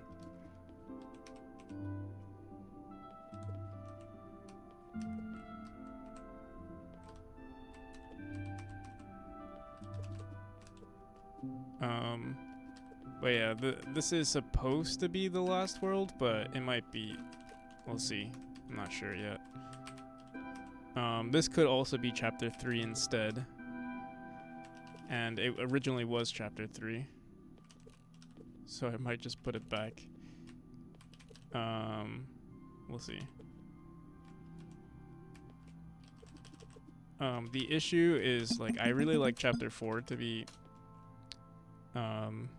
I would really like chapter 4 to be chapter 3, like this mechanic here, or this world. The issue is that this mechanic is very difficult. And the player needs a little bit more time playing the game, I think. Or you know what, maybe it's not a bad idea. We could do it. I think I would just increase the timer just a bit. Oh shit. Yeah, I could make this. Oh, oh my god. What the hell? Yeah, we could make this the 3rd chapter. That would make everything easier. but I'm not sure yet.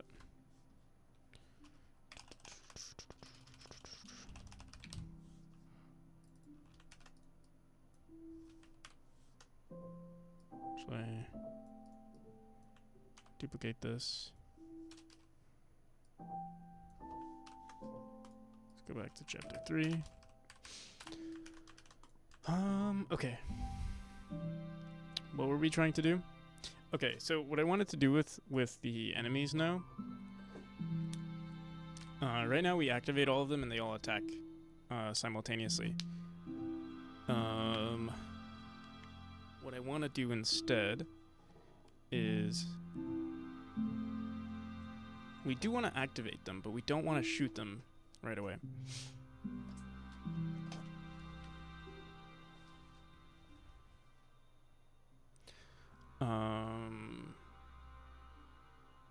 Start attacks. If not active, active equals true. Skull attack timer.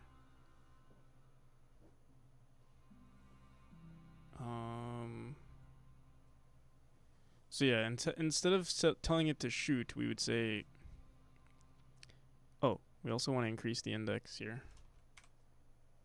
I guess right here we can say current skull index, or no. After we shoot, then we'll say current skull index plus equals 1. What kind of game am I trying to make? I'm trying to make a game, a platformer, a precision platformer.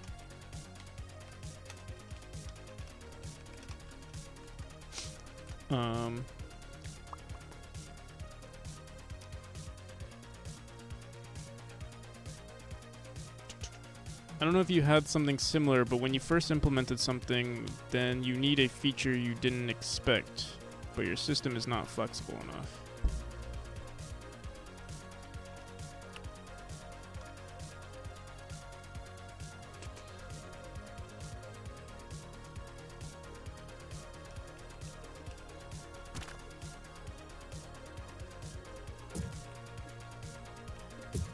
Alright, so wait, we still have them shooting at the same time.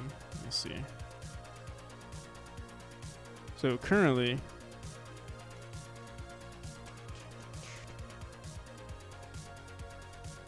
yeah, we're starting the timer here. We could say, stop this timer, and we'll never, what does shoot do? The shoot start the timer? No, it doesn't.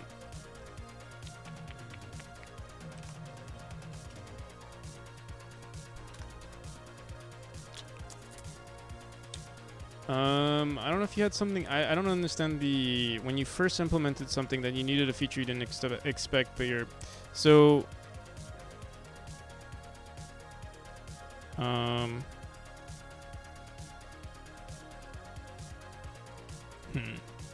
My system wasn't flexible enough. I'm trying to think of a moment where, like,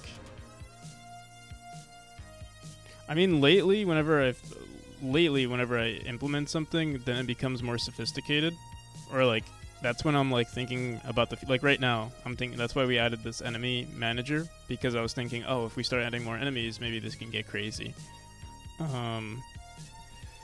So in terms of like, yeah, but the thing is, usually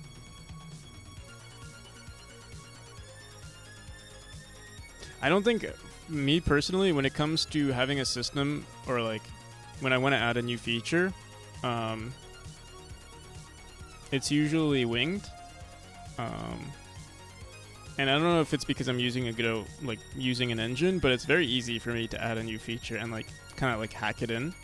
Obviously you want to like, I don't know, perform best practices, but like sometimes I don't perform best practices and kind of just like wing it and build it into the system, and then later on we'll refactor it. So like a good example was what did we do recently? Oh yeah, the whole thing that we were working on with like redoing rooms. We had to like refactor all of like refactor how the objects were being randomly placed so that we can randomize placing it in every room. So like the first time I did it, it was pretty hacked and it worked. But now that the game is like now that it's growing, every time I want to expand on the feature, we'll just have to refactor. But at least we know the mechanic works. So yeah, that's usually how I do it. Implement something in a sort of like, winged way, and then it works for like the application, but then eventually we'll have to go back to it. But yeah, I do a lot of rewriting. Not a lot of rewriting, but like if I do want to expand on it, I'll have to rewrite it. But I feel like you want to optimize things a lot more, whereas I mean, ideally I would like to optimize things, but once I see that it's working, I sort of just call it there. I worry about it I only worry about it when it becomes a problem.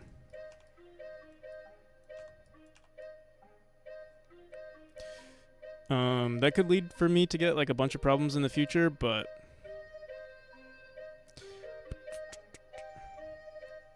yeah.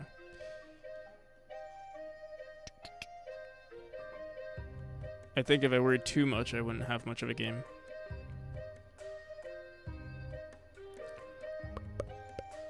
All right.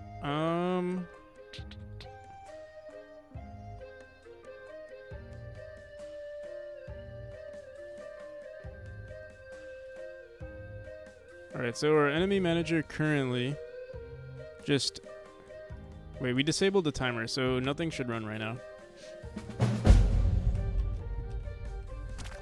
They'll activate, but nothing will shoot.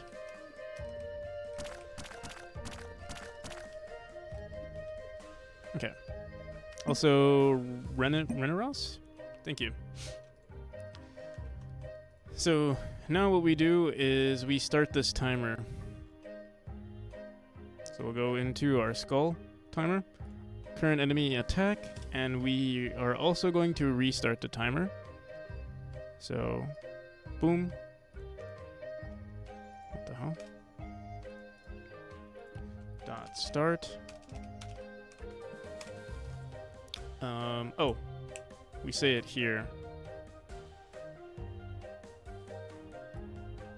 Start attacks. Where should I do it? We'll do it. We'll keep it in the timer. All right, you know what? We'll keep it here. Okay. So we say start attacks. So the second for current skull eyeball triggers.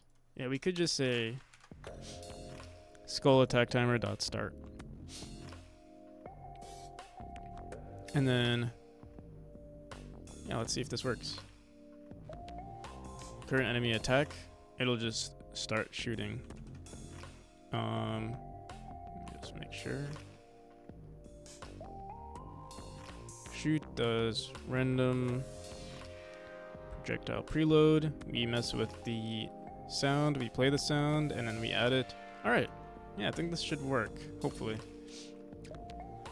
So they should shoot consecutively, like one after the other. Yeah.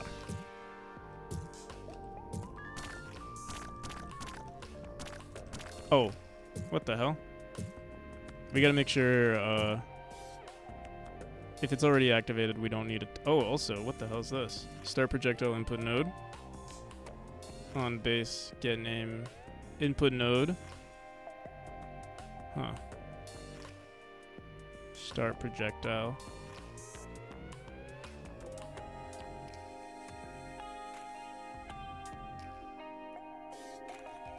Let's see. What even caused that crash?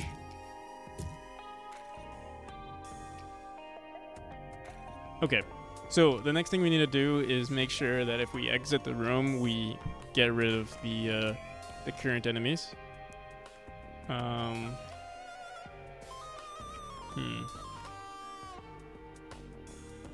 didn't think this far ahead. Whoops. When should we clear this?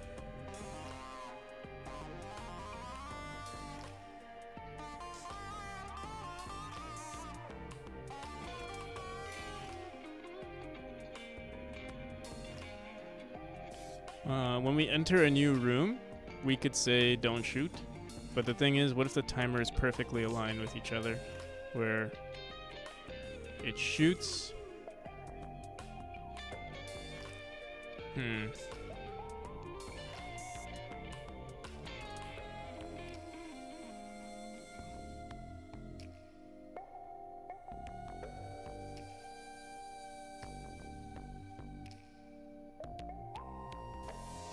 Also, we need to make sure that we stop the timer at this point. So maybe when we clear enemies, we could also say shoot timer dot stop.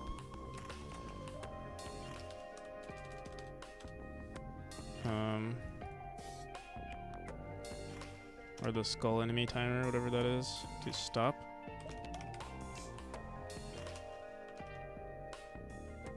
Let's see if that causes any bugs.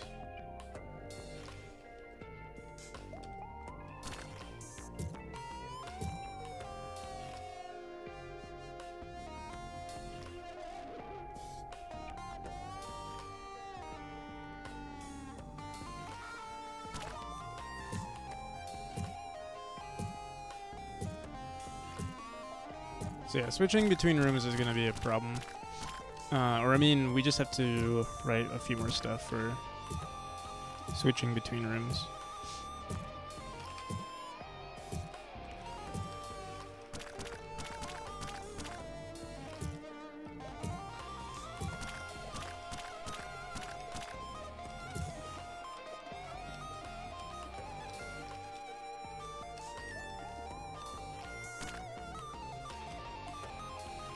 I miss this one?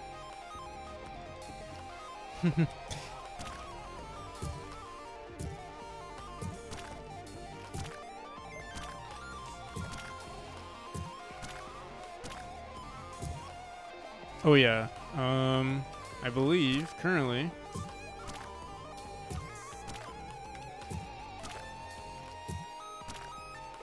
the longer we're let me see. I think we keep resetting the timer, I believe. Let me see.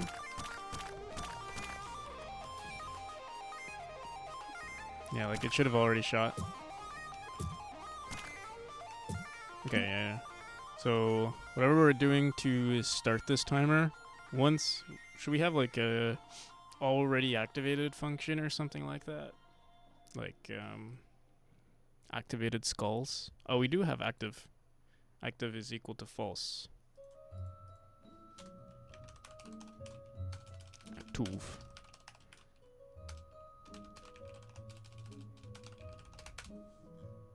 So yeah, we only want to trigger them once. And trigger. Here, let me see. If not active.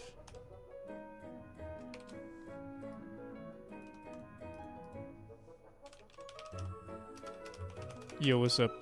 How's it going, Curious? Currently working on like just adding a better system for the enemies.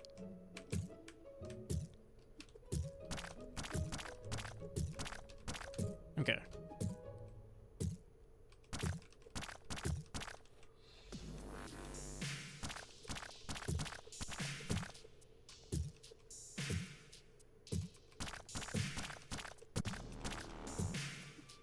You're still alive? Nice. We take those.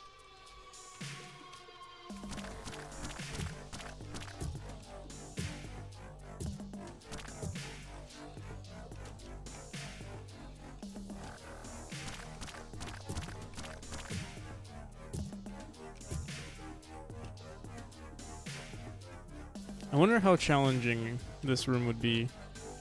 So this room isn't even meant to have this type of enemy. Let me see something.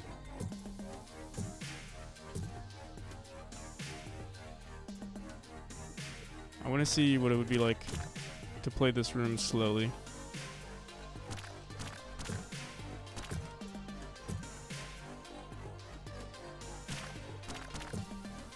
Export it and send it over.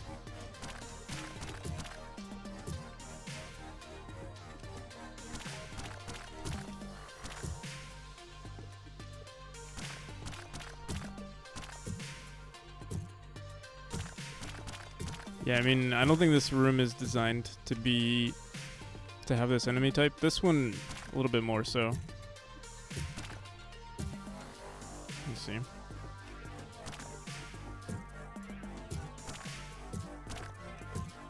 Yeah, it is a lot better here.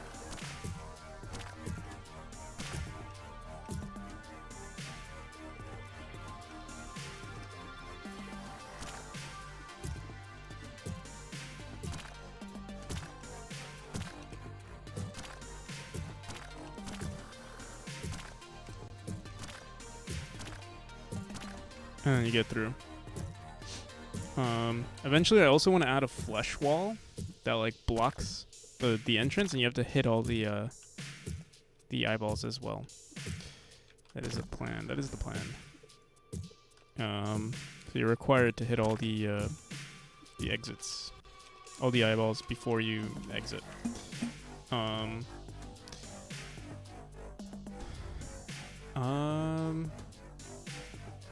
What do I want to do though? What else needs to be done?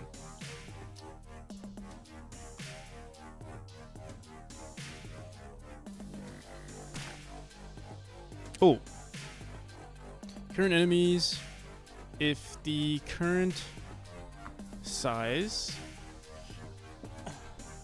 probably want to make sure that the size. We only run this if the size is greater than 0.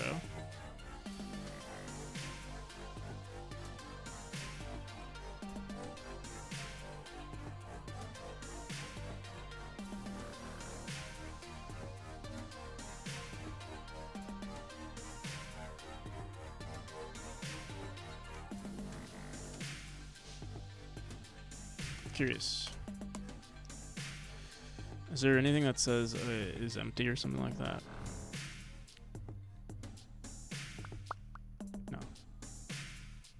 Or count, I guess. Oh wait, no. I mean, we'll just say that size. Yo, what's up? How's it going, Kent?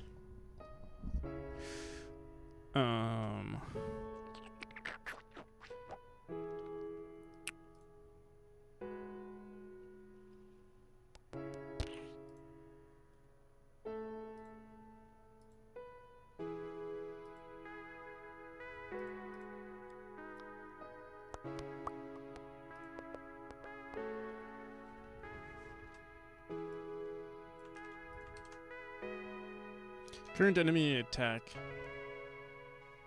When do we say this? Current enemy attack.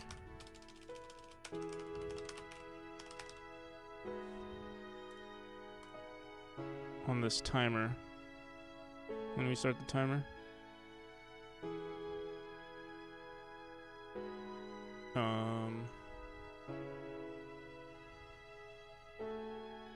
On the trigger. So I guess we would want to say it here.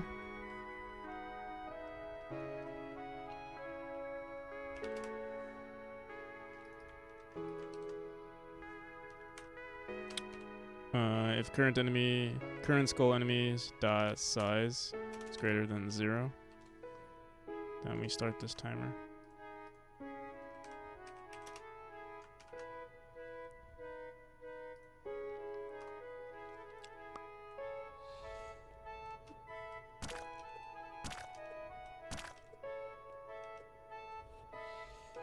Cool.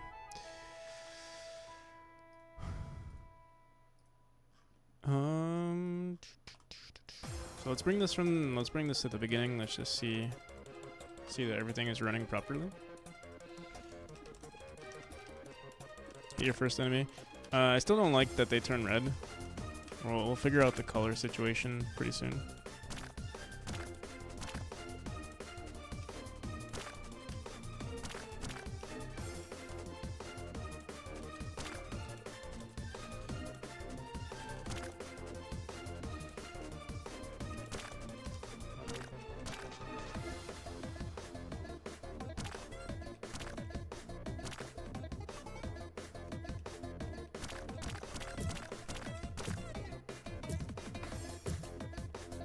Okay, so the other thing that we need to do is make sure that, I guess when we exit, should I do that? If you exit a room, maybe we should re-instance a room when you exit it. Like delete the room and, I don't know if that's a good idea. I guess the least we can do is just reset.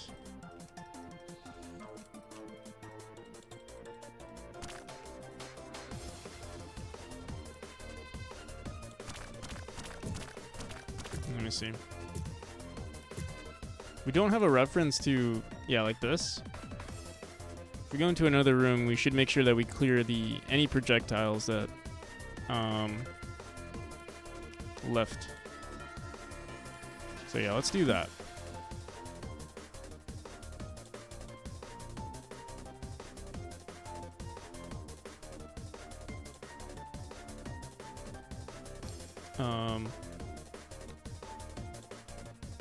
We can handle this with our skull projectile, just on the ready function, just add ourselves to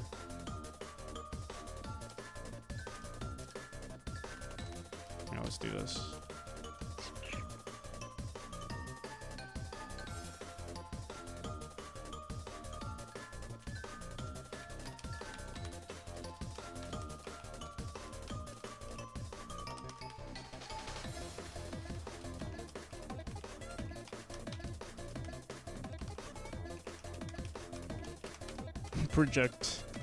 Current skull projectiles.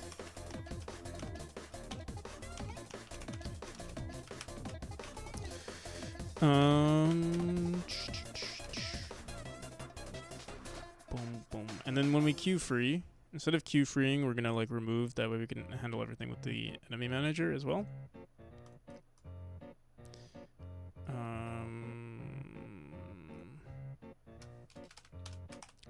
Enemy manager dot, what did we call it? Skull enemy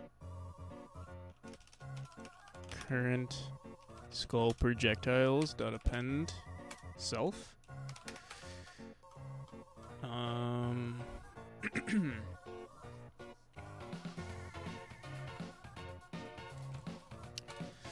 wonder if it needs to be more sophisticated than that.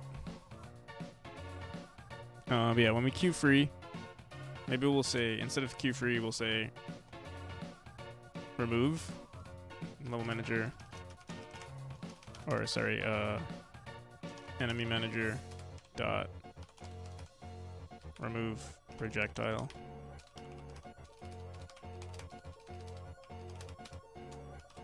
Self.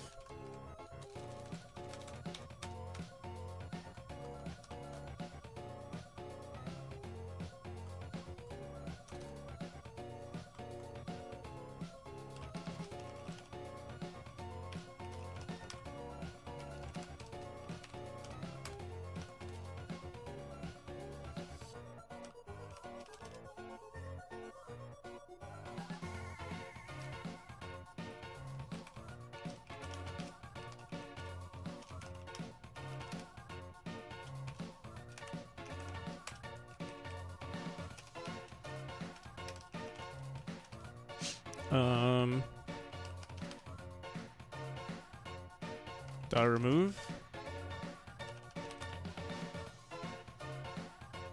current skull projectiles. We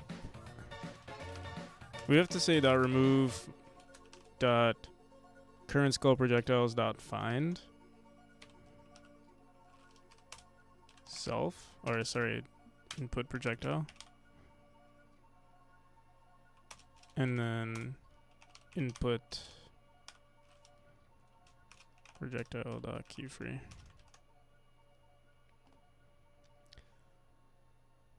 And okay, yeah, I think this gives us I think we have to do like call deferred or something like that. Let me see.